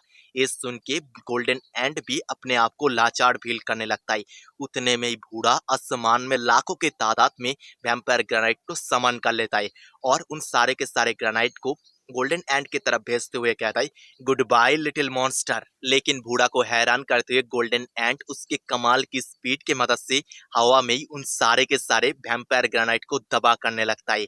बूढ़ा अपने आंखों के सामने सारे के सारे वैम्पायर ग्रेनाइट को दबा होते देख के हैरान होता है। वो सोचता है मुझे पता था इस गोल्डन एंड का स्पीड बहुत ही ज्यादा है, लेकिन इतना ये तो मैंने भी नहीं सोचा था। तभी बूढ़ा के पास बहुत तेज एक ब्लास्ट होता है। इस ब्लास्ट के चंगुल में आके बूढ़ा थोड़ा बहुत घायल हो जाता है और नीचे की तरफ गिरने लगता है, लेकिन वो नीचे गिरता उससे पहले ही वहां पर गोल्डन एंड आ जाता है। जो एक इतिहास से भागना चाहता था। उसके पीछे पीछे गोल्डन एंट भी धीर कदम से चलते हुए बाहर निकलता है। वो कहता है, इंसान, जब तुम मेरे दोस्तों को, मेरे फैमिली को मार रहे थे, तब तुम उनके ऊपर बिल्कुल भी रहम नहीं दिखाए थे। अब जब तुम्हारा हालत खराब है, तुम चाहते हो मैं तुम्हें यहाँ से जाने दूं। गोल्डन एंड की ऐसा बात सुन के बूढ़ा गुस्सा हो जाता है। वो कहता है, जब कि तुम मुझे यहाँ से जाने नहीं दोगे, तब मुझे आखिरी दम तक लड़ना पड़ेगा। अभी मैं मेरे असली पावर को दिखाता हूँ। इतना कह के बूढ़ा पावर अप करने लगता है। उसका बॉडी बहुत ज्यादा इनहेंस हो जाता है और उसे देख के लग ही रहा था वो बहुत ज्यादा पावरफुल हो चुका है। वो उसकी इसी इनहेंस पावर को यूज करके गोल्डन एंड को एक पंच मारते हुए कहता है, अब मरो लिटिल मॉन्स्टर। इस पंच का पावर इतना ज्यादा था, जमीन तक टूट जाती है। लेकिन वक्त रहते गोल्डन एंड बूढ़ा की इस पंच को डॉज कर लिया था। तभी बूढ़ा फिर से गोल्डन एंड को बहुत सारा पंच मारने का कोशिश करता है, लेकिन गोल्डन एंड का स्पीड अभी बिल्कुल पीक में था। वो बहुत ही आसानी से सारे के सारे पंच को डॉज करके बूढ़ा के पेट में एक दमदार पंच मारता है। लेकिन बूढ़ा का टफनेस बॉडी इनहेंसमेंट की बात बहुत ज्यादा बढ़ चुकी थी। वो गोल्डन एंड की इस पंच को आसानी से सह लेता है और उसके हाथ से गोल्डन एंड के पंजा को पकड़ लेता है और कहता है, सो लिटिल मॉन्स्टर, तुम्हारा स्पीड बहुत ही ज्यादा हो सकता है, लेकिन अभी जबकि मैं तुम्हें पकड़ लिया है, तुम्हारा मौत पक्की है। इतना कह के बूढ़ा उसके क्लोज से गोल्डन एंड के ऊपर एक अटैक कर देता है। इस अटैक का पावर इतना ज्यादा था कि गोल्डन एंड को तक तारा दिख जाती है। वो बेहोश होता उससे पहले ही उसकी आंखों के सामने उसके फैमिली के सारे घायल मेंबर और जिन्हों का बात या पर तस्वीर फ्लैश होने लगती है। इन सारे के सारे बात को याद करके गोल्डन एंड के अंदर एक अलग ही पावर आ जाता है। वो उसके इसी पावर को यूज करके एक ही पंच में बूढ़ा को जमीन के साथ चिपका देता है और इसी के साथ बूढ़ा का काम खत्म। तभी अचानक से गोल्डन एंड के बॉडी में एक छोटा सा ब्लास्ट होता है। असल में ब्लू मैंटिस को खाने के बाद गोल्डन एंड के बॉडी में जो रेड कलर का आर्मर चढ़ चुकी थी, वही आर्मर धीरे धीरे गायब हो रहा था। फिर गोल्डन एंड चलते हुए उसके फैमिली के पास जाके बैठ जाता है और कहता है, गाइस, मुझे माफ कर देना, मैं जितना कर सकता था मैं उतना कर चुका हूँ। और पहले ह्यूमन के लिए मेरा जो सोच था वो पूरा का पूरा बदल चुका है। अब मैं कुछ ह्यूमन को मेरा फैमिली मानता हूँ। तुम लोगों का बहुत या शुक्रिया। फिर वो जिन्नों से माफी मांगते हुए कहता है, ट्री गॉड, मुझे माफ कर देना, अभी मैं थोड़ा सा रेस्ट लेना चाहता हूँ। इतना कह के गोल्डन एंड वही पड़ी बेहोश हो जाता है या पर मर जाता है। अभी हमें बताया नहीं जाता है। शिनशिप्टो के लिंगलिंग को दिखा जाता है वो जंगल के अंदर भाग रही थी। तभी अचानक से उसके सामने कोई तो आ जाती है, जिसे देख के लिंगलिंग बहुत ही ज्यादा डर जाती है। लिंगलिंग के सामने ऐसा कौन आया है, जिसे देख के लिंगलिंग के इतना ज्यादा फट चुकी है। और दूसरे तरफ जिनहू एंड जनरल ली के बीच जो फाइट चल रहा है, उस फाइट का रिजल्ट क्या आएगा? क्या जिनहू उसके मिस्ट्री माउंटेन को गवर्नमेंट के हाथ से बचा पाएगा? इन सारे के सारे सवाल के जवाब जानने के लिए देखते रहिए ट्री गॉड। तो पिछले एपिसोड के आखिर में हम लोग देखे थे गोल्डन एंट और ब्लू मैंटिस के फ्यूजन को देख के लिंगलिंग डर के बैटलफील्ड से भाग चुकी थी। जंगल के अंदर भागते हुए उसके सामने कोई तो आ गया था, जिसे देख के उसका बुरी तरह से फट गई थी। अब इसके आगे की कहानी को इस एपिसोड के साथ जानेंगे। हमारे साथ फाइट कर रहा है, तुम जाके उन लोगों का मदद करो। शाओलिंग कहती है, रियली, क्या तुम सच कह रहे हो? लिंगलिंग उससे पास होते हुए कहती है, हाँ मैं सच कह रही हूँ, मैं अभी घायल हूँ, इसीलिए मैं सेंटर में लौट रही हूँ, तुम जाके उनका मदद करो। और वो आगे बढ़ते हुए सोचती है, शाओलिंग बहुत ही बड़ा बुद्धू है, मैं उससे मरने के लिए भेज दिया। लेकिन उससे हैरान करते हुए पीछे से शाओलिंग उसके ऊपर हमला कर देती है। इस हमले के जपेट में आके वो थोड़ा दूर तक फेंका जाती है। फिर वो गुस्से के साथ कहती है, शाओलिंग, क्या तुम मरना चाहते हो? शाओलिंग डरावने अंदाज में कहती है, दैट्स राइट, बट यहाँ पर मैं नहीं मरने वाला हूँ, यहाँ पर मरने वाले हो तुम। सुन के वो बहुत ज्यादा डर जाती है। वो सोचती है शाओलिंग यहाँ पर मजाक नहीं कर रही है, शायद से वो डॉक्टर का मौत का बदला मुझसे यहाँ पर लेना चाहती है। मुझे यहाँ पर दिमाग से काम लेना पड़ेगा, नहीं तो यहाँ पर मेरा मौत पक्की है। इतना सोच के वो कहती है, शाओलिंग, क्या तुम डॉक्टर के मौत का बदला मुझसे यहाँ पर लेना चाहते हो? लेकिन सबको ये बात पता है, जब मैंने डॉक्टर को मारा था तब मेरे दिमाग के ऊपर कोई भी कंट्रोल नहीं था, मैं गलती से डॉक्टर को मार दिया था, प्लीज मुझे माफ कर दो। ये सुन के शाओलिंग बहुत ज्यादा गुस्सा हो जाती है, तुम ऐसा नॉनसेंस बात करना बंद करो। मुझे ये बात भली भांति मालूम है, जब तुमने डॉक्टर को मारा था तब तुम्हारे दिमाग के ऊपर पूरा कंट्रोल था। हालांकि लिंगलिंग उसे समझाने का कोशिश करती है, लेकिन शाओलिंग उसकी एक भी बात को नहीं सुनती है। वो गुस्से के साथ उसके मुंह में एक पंच मारती है, जिससे लिंगलिंग बहुत दूर तक फेंका जाती है। उसके नाक पकड़ के कहती है, मेरा नोस बहुत या दुख रही है, ये सच में हर्ट कर रहा है। तभी शाओलिंग कहती है, जब डॉक्टर मर रहा था तब मैंने डॉक्टर से वादा की थी, मैं मेरे हाथ से कभी भी तुम्हें नहीं मारूंगा, लेकिन मैं तुम्हें टॉर्चर तो कर सकती हूँ। ये सुन लिंगलिंग गुस्सा हो जाती है और उसके टाइगर क्लो को एक्टिवेट करके शाओलिंग के ऊपर वार करने का कोशिश करती है, लेकिन शाओलिंग बहुत ज्यादा पावरफुल थी और उसके एक ही पंच में लिंगलिंग को ढेर कर देती है। वो यहीं पर ही नहीं रुकती है और उसके फेस में एक दमदार पंच मारती है, जिससे लिंगलिंग बहुत दूर तक फेंका जाती है। फिर वो बहुत सारा फायर बटरफ्लाई बना के उससे लिंगलिंग को जलाने लगती है। उसी आंख के बीच से शाओलिंग का हाथ आता है, जो लिंगलिंग को फेस से पकड़ के जमीन पे बहुत ही जोर से पटकता है। इन सारे के सारे अटैक को सहने के बाद उसका हालत बहुत ज्यादा खराब हो चुकी थी। वो कहती है, शाओलिंग प्लीज मुझे माफ कर दो, मुझे पता है मैं डॉक्टर को मार के बहुत ही बड़ा गलती की है, लेकिन मुझे जान से मत मारो। लेकिन शाओलिंग उसके ऊपर बिल्कुल भी नरमी नहीं दिखाती है। वो एक फायर का तलवार बना के उसके हाथ के अंदर घुसा देती है और कहती है, क्या अभी तुम्हें रिग्रेट हो रहा है? इससे लिंगलिंग को बहुत तेज दर्द होती है। वो दर्द से कराते हुए कहती है, हाँ मैं तुमसे वादा की थी, मैं मेरे हाथ से तुम्हें नहीं मारूंगी, लेकिन तुम्हें मारने के लिए कोई और यहाँ पर आने वाला है। तभी यहाँ पर कुछ ब्लू उल्फ आ जाता है। उन उल्फ को देख के लिंगलिंग डर जाती है। वो कहती है, देखो शाओलिंग, यहाँ पर बहुत सारा मॉन्स्टर आ चुका है, प्लीज इन सारे के सारे मॉन्स्टर को मार दो, नहीं तो वो लोग मुझे मार देगा। तभी सारे के सारे उल्फ उसके ऊपर झपट पड़ता है और उसे अपने दांत से नाखून से नोचने लगता है, जिससे लिंगलिंग बहुत ही जोर जोर से चीखने लगती है। आखिर में उसका मौत वहीं पड़ी हो जाती है। लिंगलिंग को मारने के बाद शाओलिंग जिनु के पास लौटने का कोशिश करती है, लेकिन उसके दिमाग में बहुत तेज दर्द होने लगती है। वो सोचती है, जंगल के अंदर घुसने के बाद मुझे बहुत कमजोरी फील हो रही है और मैं ट्री गॉड के लोकेशन को भी फाइंड नहीं कर पा रही हूँ। मुझे जल्द से जल्द ट्री गॉड के पास लौटना पड़ेगा। दूसरी तरफ बैटल जोन के फ्रंट साइड का सीन दिखाया जाता है, जहाँ पर जिनु के रूट के साथ मिलके उसके सारे मॉन्स्टर फ्रंट साइड में दबाई मचा रहा था। इस दबाई को देख के मोहन ऑर्डर देता है, सारे के सारे मॉन्स्टर और रूट के ऊपर हेवी मिसाइल लॉन्च करना शुरू करो। ऑर्डर पाके बहुत से मिसाइल से उन सारे के सारे मॉन्स्टर के ऊपर हमला हो जाता है, जिससे बहुत तेज धमाका होता है। लेकिन कुछ देख के सारे सोल्जर डर जाता है।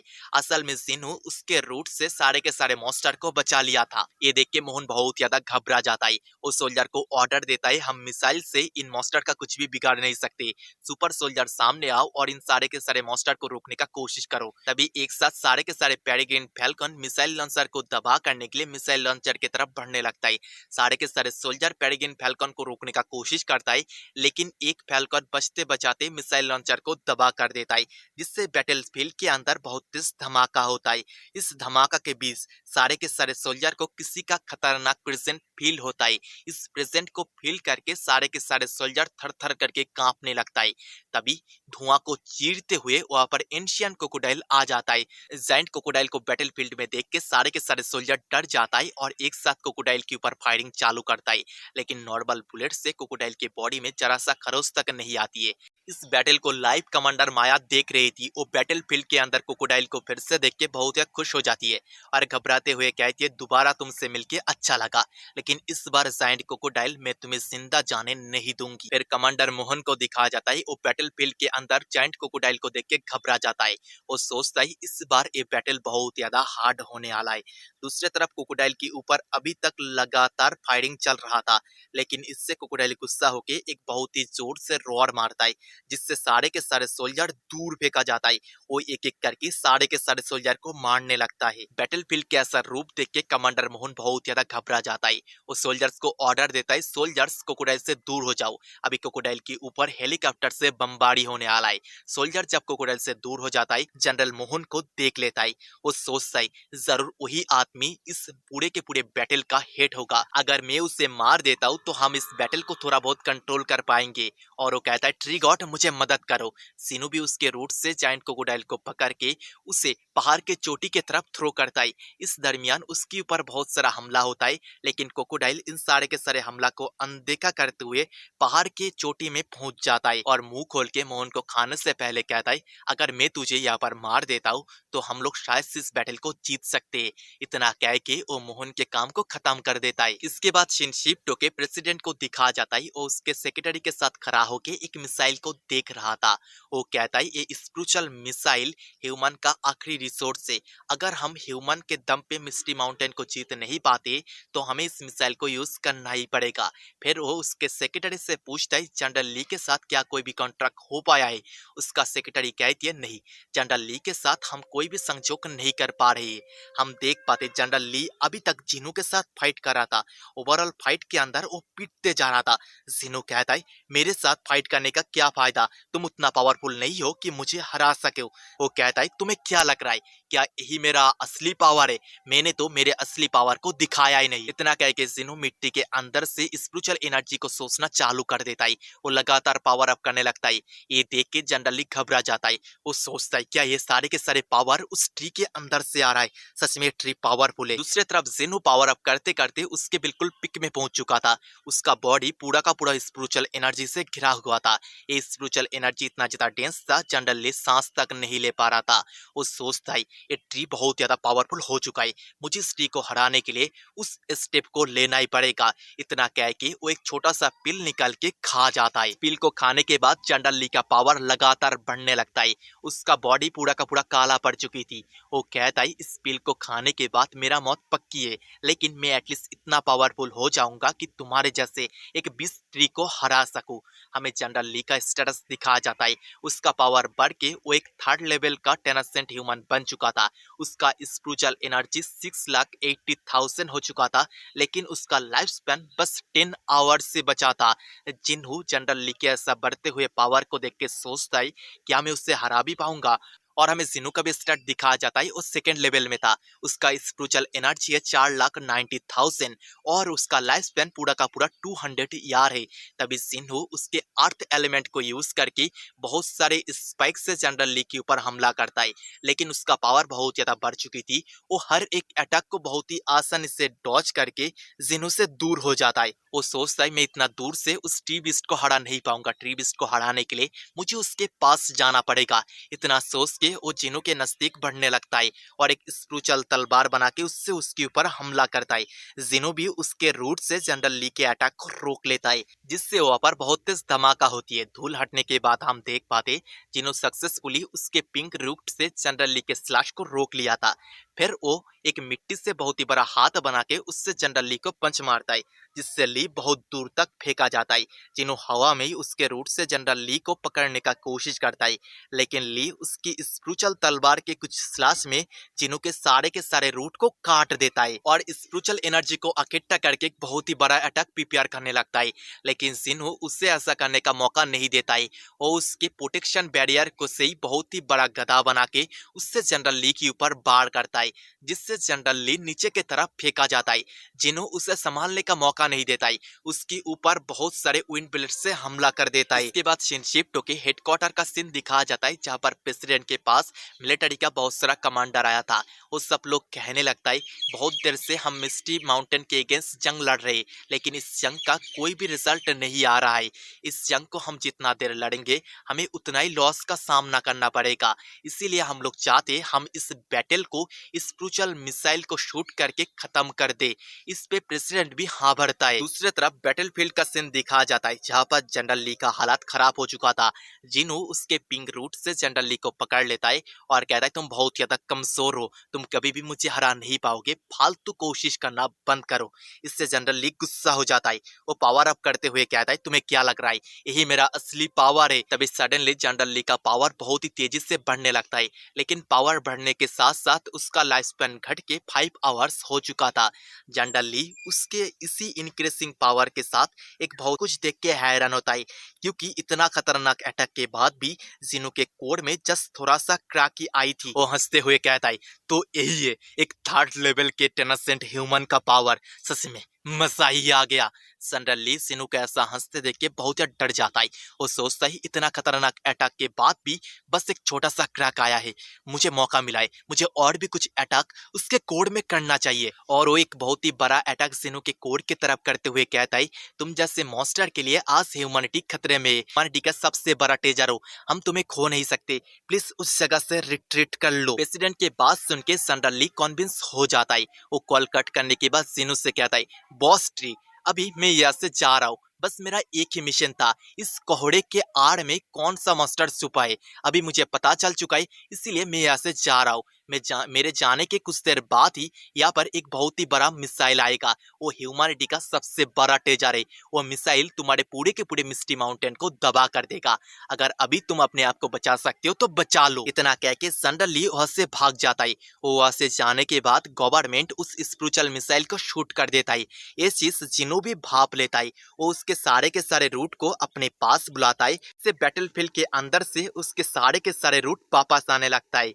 दूसरी तरफ वो मिसाइल भी बहुत ही तेजी से जिनो की तरफ ही भर रहा था और उसके सारे के सारे रूट को ऑर्डर देता है, इस मिसाइल को रोकने का कोशिश करो। मिसाइल जब उसके पास आता है वो उसके रूट के मदद से उसके कोर को बचाने का कोशिश करता है, लेकिन मिसाइल बहुत ज्यादा ताकतवर था और उसके सारे के सारे रूट को भेदते हुए जिनो के कोर को तोड़ते हुए बिल्कुल मिट्टी के अंदर घुस जाता है। वो मिसाइल जमीन के अंदर जाने के बाद बहुत ही जोर से ब्लास्ट होता है, लेकिन जिनो अभी तक उसके रूट के मदद से उस ब्लास्ट को दबाने का कोशिश कर रहा था। वो सोचता है, मेरे फैमिली, मैं तुम लोगों को बचा नहीं पाया, मैं बस तुम लोगों के साथ एक शांति भरा जिंदगी बिताना चाहता था, क्या मैं इतना भी डिजर्व नहीं करता हूँ। तभी वो मिसाइल बहुत ही जोर से ब्लास्ट होता है और जिनो के सारे का सारा रूट वही पड़ी तबाह हो जाता है। और ये ब्लास्ट इतना ज्यादा पावरफुल और बड़ा था कि दूर से भी देखा जा रहा था। फिर शिनशिप्टो के हेडक्वार्टर का सीन दिखाया जाता है, जहाँ पर न्यूज आ जाता है मिस्टी माउंटेन के अंदर मिसाइल सक्सेसफुली ब्लास्ट हो चुका है और सक्सेसफुली मिस्टी माउंटेन भी क्लियर हो चुका है। दूसरी तरफ जनरल ली बचते बचाते सोल्जर के पास पहुंच जाता है। सारे के सारे सोल्जर जनरल ली को देख के पूछता है, जनरल ली तुम्हारा हालचाल क्या है।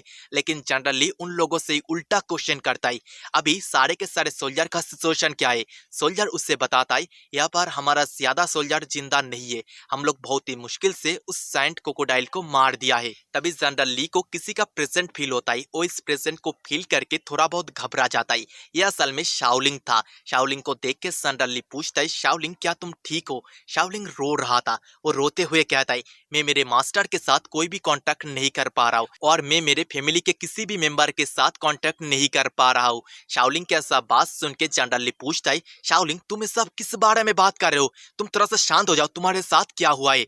शाओलिंग रोते हुए उसके फायर पावर को रिलीज करती है और कहती है, ऐसा इसीलिए है क्योंकि तुम लोगों ने उन सबको मार दिया है। तभी एक सोल्जर उसके पास आके कहती है, शाओलिंग ऐसा उल्टा सीधा बात करना बंद करो और शांत हो जाओ। लेकिन वो उसको गले से पकड़ लेती है और मार देती है। कहती है, तुम लोगों को मैं नहीं छोड़ूंगा, तुम लोगों ने मेरे मास्टर को मारा है। शाओलिंग की ऐसा बात सुन के एक सोल्जर गुस्सा हो जाता है और बहुत ही स्पीड में शाओलिंग के तरफ बढ़ जाता है। उसके ऊपर अटैक करते हुए कहता है, इसका मतलब हमारे बीच जो गद्दार था वो गद्दार और कोई नहीं, तुम हो शाओलिंग। लेकिन शाओलिंग बहुत ज्यादा पावरफुल थी और उसके सिल्वर सेंटीपीड के पावर को एक्टिवेट करके उस सोल्जर को पकड़ के मार देता है। जनरल ली शाओलिंग के पास सिल्वर सेंटीपीड के पावर को देख के सोचता है, इसका मतलब वो सिल्वर सेंटीपीड नेचुरली नहीं मरा था, उसको शाओलिन मार के उसके स्पीड को कैद कर लिया है। तभी पीछे से सारे के सारे सोल्जर कहता है, चलो हम सब लोग एक साथ शाओलिंग के ऊपर अटैक कर उसे मार देते। लेकिन जनरल ली उन सबको रोकते हुए कहता है, तुम लोग शांत हो जाओ, इस गद्दार को मुझे सबक सिखाने दो। तभी शाओलिन बहुत ही स्पीड में आके जनरल ली के ऊपर अटैक करने का कोशिश करती है, लेकिन जनरल ली अभी एक थर्ड ऑर्डर का टेनेसेंट ह्यूमन है, उसके सामने शाओलिन जरा सा भी टिक नहीं पाती है। वो जनरल ली के एक ही पंच में बहुत दूर तक फेंका जाती है। उसका हालत खराब हो चुकी थी, लेकिन वो हार नहीं मानती है। तभी धूल के बीच से जनरल ली उसके स्पिरिचुअल स्वॉर्ड को हाथ में ले बाहर आता है और कहता है, शाओलिंग मैंने तुम्हें अपना डिसाइपल बनाया था, लेकिन तुम ह्यूमैनिटी को ऐसे धोखा दोगे इस बारे में मैं सोचा ही नहीं था। जनरल ली के ऐसा ऐसा बात सुन के शाओलिंग गुस्सा हो जाती है और पावर अप करने लगती है। तभी जनरल ली आके शाओलिंग के ऊपर उसकी स्पिरिचुअल स्वॉर्ड से अटैक करती है। इस अटैक का पावर इतना ज्यादा था, शाओलिंग बहुत दूर तक फेंका जाती है। वो इस बार बहुत ही ज्यादा घायल हो जाएंगे। अगर तुम ऐसे ही फाइट करते रहते हो तो बहुत ही जल्दी मारा जाओगे। तुम्हें उन जैसे बीस्ट का साथ देने का क्या जरूरत है? बीस्ट ह्यूमैनिटी के लिए बहुत ही बड़ा डिजास्टर है। अगर ह्यूमैनिटी को इस धरती में सरवाइव करना है तो उन जैसे बीस्ट को मारना ही पड़ेगा। उन जैसे बीस्ट को तो इस अर्थ में एग्जिस्ट ही नहीं करना चाहिए था। ये सुन के शाओलिंग बहुत ज्यादा गुस्सा हो जाती है। वो कहती है ऐसे नॉनसेंस बात करना बंद करो। अगर सारे के सारे स्पीसीज के ऊपर डोमिनेट करना यही ह्यूमैनिटी है तो ऐसे ह्यूमैनिटी को इस अर्थ में एग्जिस्ट ही नहीं करना चाहिए था। ये सुन के जनरल ली गुस्सा हो जाता है। वो कहता है शाओलिंग तुम बिल्कुल उस ओल्ड ट्री के जैसा बात कर रहे हो। मैंने तुम्हें एक मौका दिया था, अगर तुम्हें ये मौका नहीं चाहिए तो यहीं पर ही मर जाओ। इतना कह के जनरल ली उसके स्पिरिचुअल एनर्जी के स्वॉर्ड को तैयार करने लगता है। तभी अचानक से वहां पर बहुत सारा उल्फ आ जाता है जो जनरल ली को काट के रोकने का कोशिश करता है। वो इन सारे के सारे उल्फ को देख के हैरान होता है। वो सोचता है ये सारे के सारे उल्फ क्या शाओलिंग को बचाने का कोशिश कर रहा है, लेकिन इसका क्या फायदा, ये लोग कमजोर है, वो लोग मुझे रोक नहीं पाएगा। इतना सोच के जनरल ली उसके हाथ की एक ही स्लैश में सारे के सारे उल्फ को मार देता है। शाओलिंग उल्फ को डेड देख के बहुत ही दुखी हो जाती है। उन उल्फ के आंख को बंद करता है और फूट फूट के रोने लगती है। उसकी आंखों के सामने उसके पूरे के पूरे फैमिली का फ्लैशबैक मेमोरी फ्लैश होने लगती है। इन सब के बारे में याद करके वो और भी ज्यादा दुखी हो जाती है, पावर अप करने लगती है। उससे चारों तरफ से बहुत से सोल्जर घेर लेता है। शाओलिंग कहती है मुझे पता है तुम लोगों का नंबर मुझसे बहुत ही ज्यादा है, मैं तुम लोगों के खिलाफ कभी भी जीत नहीं पाऊंगी, लेकिन मैं मरने से पहले एटलीस्ट तुम में से आधे को तो लेके ही मरूंगी। शाओलिंग की ऐसा बात सुन के जनरल ली गुस्सा हो जाता है और उसके हाथ में स्पिरिचुअल पावर को इकट्ठा करते हुए कहता है ऐसा कुछ भी नहीं होगा, तुम्हें मैं मेरे एक ही अटैक में मार दूंगा। इतना कह के वो एक अटैक कर देता है। लेकिन तभी बैटलफील्ड के अंदर जिन्हू आ जाता है। उसका पूरा का पूरा बॉडी जल रहा था, लेकिन वो शाओलिंग को बचाने के लिए यहाँ पर आ चुका था। बैटलफील्ड के अंदर एक बहुत ही बड़ा जलता हुआ पेड़ देख के सारे के सारे सोल्जर डर जाता है। जिन्हू बैटलफील्ड के अंदर आने के बाद ही बहुत ही जोर से रोड मारता है। जिन्हू को देख के शाओलिंग कहती है मास्टर क्या आप जिंदा हो? सिनु कहता है हाँ मैं जिंदा हूँ और मैं यहाँ पर किसी को भी तुम्हें मारने नहीं दूंगा। जनरल ली सिनु को देख के बहुत ज्यादा घबरा जाता है, लेकिन वो चीखते हुए सारे के सारे सोल्जर को ऑर्डर देता है। मिसाइल के ब्लास्ट के बाद ये ट्री बीस्ट बहुत ज्यादा कमजोर हो चुका है। अगर हम सब लोग मिलकर एक साथ उसके ऊपर हमला करते तो जरूर हम उस ट्री बीस्ट को मार देंगे। दूसरी तरफ सिनु का हालात खराब हो चुका था। उसके सिस्टम से नोटिफिकेशन आती है तुम्हारा रिजनरेशन बंद हो चुका है, तुम्हारा सारा का सारा रूट डैमेज हो चुका है, तुम्हारा हेल्थ कंडीशन भी बहुत ज्यादा खराब है, बहुत ही जल्दी सिस्टम कोलैप्स होने वाला है, बस तुम्हारे पास 10 मिनट का वक्त है। तभी सारे के सारे सोल्जर एक साथ सिनु के ऊपर हमला कर देता है। वो भी अपने प्रोटेक्शन के लिए सारे के सारे सोल्जर के ऊपर उसके रूट से हमला कर देता है। एक एक करके सारे के सारे सोल्जर को मारने लगता है। जो भी उससे डर के भागने का कोशिश करता है वो उन सबको भी मार देता है। जिन्हों चीखते हुए कहता है तुम सब लोगों को शाओलिंग के सच के बारे में पता है, अगर मैं तुम सब लोगों को यही पड़ी खत्म कर देता हूँ तो शाओलिंग बिल्कुल नॉर्मल ह्यूमन के जैसा अपने जिंदगी को बिता पाएगा। तभी जनरल ली पावर अप करके उसके हाथ में स्पिरिचुअल स्वॉर्ड लेके सिनु की तरफ अटैक करने के लिए बढ़ जाता है। इस बार पावर अप करने से जनरल ली का लाइफ स्पैन बस 57 मिनट ही बचा था। वो जिनु की तरफ अटैक करते हुए कहता है गंदे बिस्ट मर जा। जिनु भी जनरल ली के साथ फाइट करने के लिए तैयार होता है। उसके पास जिंदा रहने के लिए बस 9 मिनट 10 सेकंड बाकी था। तभी जनरल ली हवा में कूदते हुए उसके तलवार से सिनु के कोर में वार करता है, जिससे उसका कोर चटक जाता है, लेकिन वो अभी तक नहीं मरता है। वो उसके रूट से जनरल ली के ऊपर वार कर देता है। इस बार रूट का पावर पहले से ज्यादा था और जनरल ली पहले से ही घायल था, इसीलिए वो बहुत ही आसानी से हार जाता है।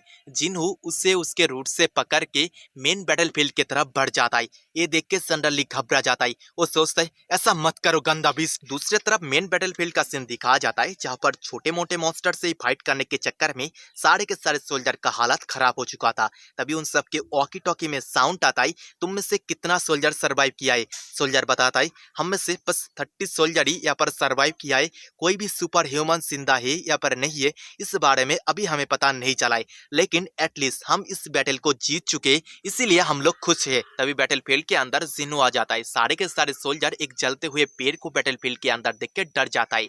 लेकिन जब उन लोग नोटिस करता है उसी जलते हुए पेड़ के एक रूट में जनरल ली बंद है, वो सब लोग जनरल ली को बचाने का कोशिश करता है। लेकिन जनरल ली चीखते हुए उन सारे के सारे सोल्जर को यहाँ से भाग जाने के लिए कहता है। लेकिन सोल्जर जनरल ली को छोड़ के जाना नहीं चाहता था। वो सब लोग जिनो से फाइट करने का कोशिश करता है, लेकिन जिनो बहुत ज्यादा पावरफुल था।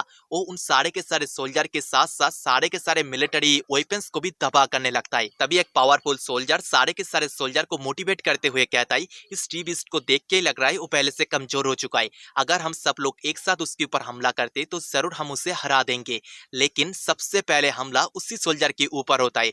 जिनो उसे जान से खत्म कर देता है। ये देख के सोल्जर्स के बीच एक भगदड़ सी मर जाता है। लेकिन जिनो उनके ऊपर बिल्कुल भी रहम ना दिखाते हुए उसके विंड ब्लेड से हमला करके वहां पर एक बहुत ही बड़ा नरसंहार कर देता है। फिर वो जमीन से कुछ बड़ा बड़ा पत्थर उठाता है और सोल्जर की तरफ थ्रो करने लगता है। इससे सारे के सारे सोल्जर मरने लगता है। ऐसे ही कुछ देर तक जिनो लगातार सारे के सारे सोल्जर को मारता है। कुछ देर बाद उस बैटल फील्ड में शाओलिंग आ जाता है। वो आने के बाद देखता है कोई भी सोल्जर जिंदा नहीं है। बैटल फील्ड के अंदर बस जिनो अकेला ही खड़ा है। उसके हाथ में जनरल ली था। वो उसे उसके मुंह के सामने लाता है और कहता है, इस बैटल को तुम लोगों ने शुरू किया था, लेकिन इसको खत्म मैं करने वाला हूँ। इतना कह के उस जनरल ली को जान से खत्म कर देता है। तभी शाओलिंग चलते हुए जिनो के पास आता है। शाओलिंग को देख के जिनो कहता है, शाओलिंग मेरा अंत यही पड़ी है, लेकिन मैं चाहता हूँ मेरे मौत के बाद तुम खुशी से अपने जिंदगी को बिल्कुल एक ह्यूमन के जैसा बिताओ। ये सुन के शाओलिंग हैरान होती है। वो कहती है, लेकिन ट्री गॉड मैं कोई भी ह्यूमन नहीं, मैं एक बीस्ट हूँ। जिनो कहता है, नहीं शाओलिंग तुम कोई भी मॉन्स्टर नहीं, तुम एक ह्यूमन थे। और जिनो एक एक करके शाओलिंग को उसके बारे में सब कुछ बता देता है, जो सब कुछ हम लोग पहले देख के रखे, इसीलिए मैं ज्यादा एक्सप्लेन नहीं कर रहा हूँ। ये बात कहने के बाद जिनो का पूरा बॉडी धीरे धीरे जल के राख बन जाता है। शाओलिंग वहां पर बैठ के फूट फूट के रोने लगती है। तभी जिनो कहता है, शाओलिंग जबकि तुम्हें पता चल चुका है, तुम पहले से शिफ्ट होके हेडक्वार्टर का सीन दिखाया जाता है, जहाँ पर हेडक्वार्टर के अंदर भी ये न्यूज पहुंच चुका था। पूरे के पूरे बैटल जोन के अंदर कोई भी सोल्जर जिंदा नहीं बचाए, बस शाओलिंग को छोड़ के। फिर हमें डीप सी के बारे में बताया जाता है। डीप सी के अंदर ऐसे भी बहुत से मॉन्स्टर है जो ऑलरेडी सेकंड या फिर थर्ड ऑर्डर में पहुंच चुका है। वो सब लोग ह्यूमन से छुप के अपने आप को पावरफुल बनाते जा रहा है। इसी के साथ हमें एक एंटी स्पेस का सीन दिखाया जाता है, जहां पर जिनो का सिस्टम धीरे धीरे अपने आप को बिल्ड करने लगता है। नोटिफिकेशन आती है, सिस्टम बैकअप स्टार्ट। कुछ देर बाद नोटिफिकेशन आती है, सिस्टम एक्टिवेट हो चुकी है। उसी एंटी स्पेस के अंदर जिनो भी था। तभी सिस्टम जिनो को उसके नाम से बुलाता है। ये साउंड सुन के वो बहुत ज्यादा घबरा जाता है और चारों तरफ देखते हुए कहता है, क्या मैं मर चुका हूँ? और ये साउंड किसका है? और यहाँ पर इतना ज्यादा अंधेरा क्यों है? मैं कहीं पर भी देख नहीं पा रहा हूँ। तभी सिस्टम से नोटिफिकेशन आती है, हाँ तुम मर चुके हो। ये सुन के वो कहता है, क्या मैं मर चुका हूँ? इसका मतलब क्या मुझे फिर से रिकॉग्निशन मिलने वाला है? सिस्टम से नोटिफिकेशन आती है, जिनो जो इंसान था वो मर चुका है, लेकिन जिनो द उइली ट्री वो अभी तक नहीं मरा है। उस दुनिया के अंदर तुम्हें उइली ट्री बन के बहुत से काम करना अभी तक बाकी है। तुम्हें उस दुनिया को बचाना भी है। ये सुन के जिनो हैरान होता है। वो पूछता है, तुम्हारा इस बात का मतलब क्या है? तभी सिस्टम से नोटिफिकेशन आती है, बहुत ही जल्दी अर्थ में एक बहुत ही बड़ा डिजास्टर आने वाला है। उस डिजास्टर से तुम्हें अर्थ को प्रोटेक्ट करना है। जिनो पूछता है, क्या ये डिजास्टर ह्यूमन के कारण से आने वाला है? सिस्टम से साउंड आती है, नहीं, ह्यूमन तो इस दुनिया का सबसे ज्यादा कमजोर और वीक स्पीशीज है। अर्थ में ये डिजास्टर कुछ सुपीरियर स्पीसीज का बीस्ट लाने वाला है। जब वो डिजास्टर आएगा तब मैं तुम्हें पूरी तरह से मदद करूंगा। अभी फिलहाल के लिए मैं तुम्हें कुछ स्ट्रेंथ दे रहा हूँ, जिससे तुम्हारा स्ट्रेंथ दुगना हो जाएगा। क्या तुम तैयार हो जब अर्थ में वो डिजास्टर आएगा अर्थ को प्रोटेक्ट करने के लिए? जिनो कहता है, अगर मुझे दोबारा मौका मिलता है तो मैं जरूर करूंगा, और मेरे पास इसके अलावा और कोई चॉइस भी नहीं है। सिस्टम से नोटिफिकेशन आती है, दैट्स राइट। तभी जिनो फिर से पूछता है, मैं आखिरी क्वेश्चन पूछना चाहता हूँ, तुम कौन हो? ये सुन के सिस्टम खामोश हो जाता है। फिर बताता है, मैं कौन हूँ अभी तुम्हें ये चीज जानने का जरूरत नहीं है, जब वक्त आएगा तब तुम्हें पता चल जाएगा। अभी फिलहाल के लिए फिर से जिंदा होने के लिए तैयार हो जाओ। तभी जिनो का कोड धीरे धीरे एक इंसानी फॉक्स शेप में आ जाता है। वो कहता है, चलो फिर से शुरू करते हैं। इसके बाद हमें बाहर साइड का सीन दिखाया जाता है, जहाँ पर शाओलिंग अभी तक फूट फूट के रो रही थी। तभी उसके पास से बहुत तेज एनर्जी जिनो उसके कोड के तरफ लाने लगता है। ऐसे ही कुछ देर ए फिनोमिना चलने के बाद जिनो उसके फुल बॉडी को फिर से हील कर लेता है, जाके बिल्कुल पेड़ के बीचों बीच लग जाता है। कोर अपने जगह में लगने के बाद उसके पैर के टहनी में फिर से पत्ते उगने लगती है और उसका ब्रांचेस भी हील होने लगती है। वो पूरी तरह से अपने बॉडी को हील करने के बाद सबसे पहले ब्रांचेस से एक विंड अटैक करता है, जो अटैक स्पेस को तोड़ते हुए स्पेस के बाहर पहुंच जाता है, जहां पर इंसानों का एक स्पेस स्टेशन था जिसको तबाह कर देता है। दूसरी तरफ मिस्टी माउंटेन का सीन दिखाया जाता है, जहां पर जिनो ट्री एसेंस का बरसात शुरू कर देता है। ये बरसात जिसके भी बॉडी में पड़ता है उसका बॉडी हील होने के साथ साथ वो फिर से जिंदा हो जाता है। सारे के सारे मॉन्स्टर और इंसान जिंदा होने के बाद बहुत ज्यादा हैरान होता है। उन्हें बिल्कुल भी समझ में नहीं आ रहा था कोई भी कैसे मरने के बाद दोबारा जिंदा हो सकता है। जियान जिंदा होने के बाद कैंपर ह्यूमन बूढ़ा के हाथ से मर गया था। ब्लू मैंटिस और गोल्डन एंड जिंदा होने के बाद बहुत ज्यादा हैरान होता है। ब्लू मैंटिस हैरानी के साथ पूछता है, ब्रदर गोल्डन एंड, मुझे जहाँ तक याद है आपने तो मुझे खा लिया था, लेकिन मैं अभी तक जिंदा कैसे हूँ? गोल्डन एंड कहता है, आई डोंट नो। तभी क्विनलिंग आके गोल्डन एंड, व्हाइट टाइगर और उसके सारे के सारे दोस्तों से गले मिलके फूट फूट के रोने लगती है। वो कह के, दोस्तों हम लोग जिंदा है, चलो दोबारा से फिर से एक साथ जीते। और जिनो के टेरिटोरी के अंदर जितना भी इंसान और बीस था, सब लोग अपने लव सॉन्ग से दोबारा मिलके बहुत ज्यादा खुश था। तभी फिर से जियान और लिंगपेंग को दिखा जाता है। वो दोनों किसी को देख के हैरान था। जियान कहता है, एक खूबसूरत लेडी कौन है? वो दोनों असल में शाओलिंग को देख के बात कह रहा था। तभी जिनो शाओलिंग को पकड़ के बिल्कुल उसके मुंह के सामने लाती है। शाओलिंग कहती है, फादर आपसे दोबारा मिलके अच्छा लगा। एंड वो दोनों कुछ इमोशनल बात करता है जो हमें जानने का जरूरत नहीं है। फिर जिनहू उसके पूरे के पूरे बीस्ट आर्मी से कहता है, इस बार के ह्यूमंस के अगेंस्ट जो जंग था उस जंग को हम लोग जीते हैं। ये सुन के सारे बीस्ट बहुत ज्यादा एक्साइटमेंट से भर उठता है और जोर जोर से चीखने चिल्लाने लगता है। जिनो कहता है, तुम लोग शांत हो जाओ, पहले मैं बहुत ही बड़ा बेवकूफ था। मुझे पहले लगा था अगर हम लोग ह्यूमंस के ऊपर हमला नहीं करते तो वो लोग भी हमें खुशी से जीने देगा, लेकिन मेरा ये सोच पूरा का पूरा गलत था। अभी हमें ह्यूमंस के अगेंस्ट जंग का सूचना करना पड़ेगा। हम सब लोगों को फिर से बहुत ज्यादा स्ट्रांग होना पड़ेगा, जिससे हम लोग ह्यूमन को हरा के इस दुनिया के ऊपर राज कर सके। ये सुन के सारे बीस्ट हैरान होता है, बिकॉज उन्हें कुछ भी समझ में नहीं आ रहा था। जायंट क्रोकोडाइल पूछता है, ट्री गॉड इस वक्त हमें क्या करना चाहिए? मुझे कुछ भी समझ में नहीं आ रहा है। सिनो कहता है, अगर हमें ह्यूमंस के अगेंस्ट जंग लड़ना है तो हमें और भी एलाई का जरूरत है। अभी हमारा नंबर बहुत ही ज्यादा कम है। हमारे मिस्टी माउंटेन के चारों तरफ जितना भी मॉन्स्टर है उन सारे के सारे मॉन्स्टर को हमारे एलाई के अंदर ऐड करो। अगर कोई भी हमारे साथ जुड़ने से मना कर देता है तो उन्हें मार के मेरे पास लेके आओ, वो सब लोग हमारा खाना बन जाएगा।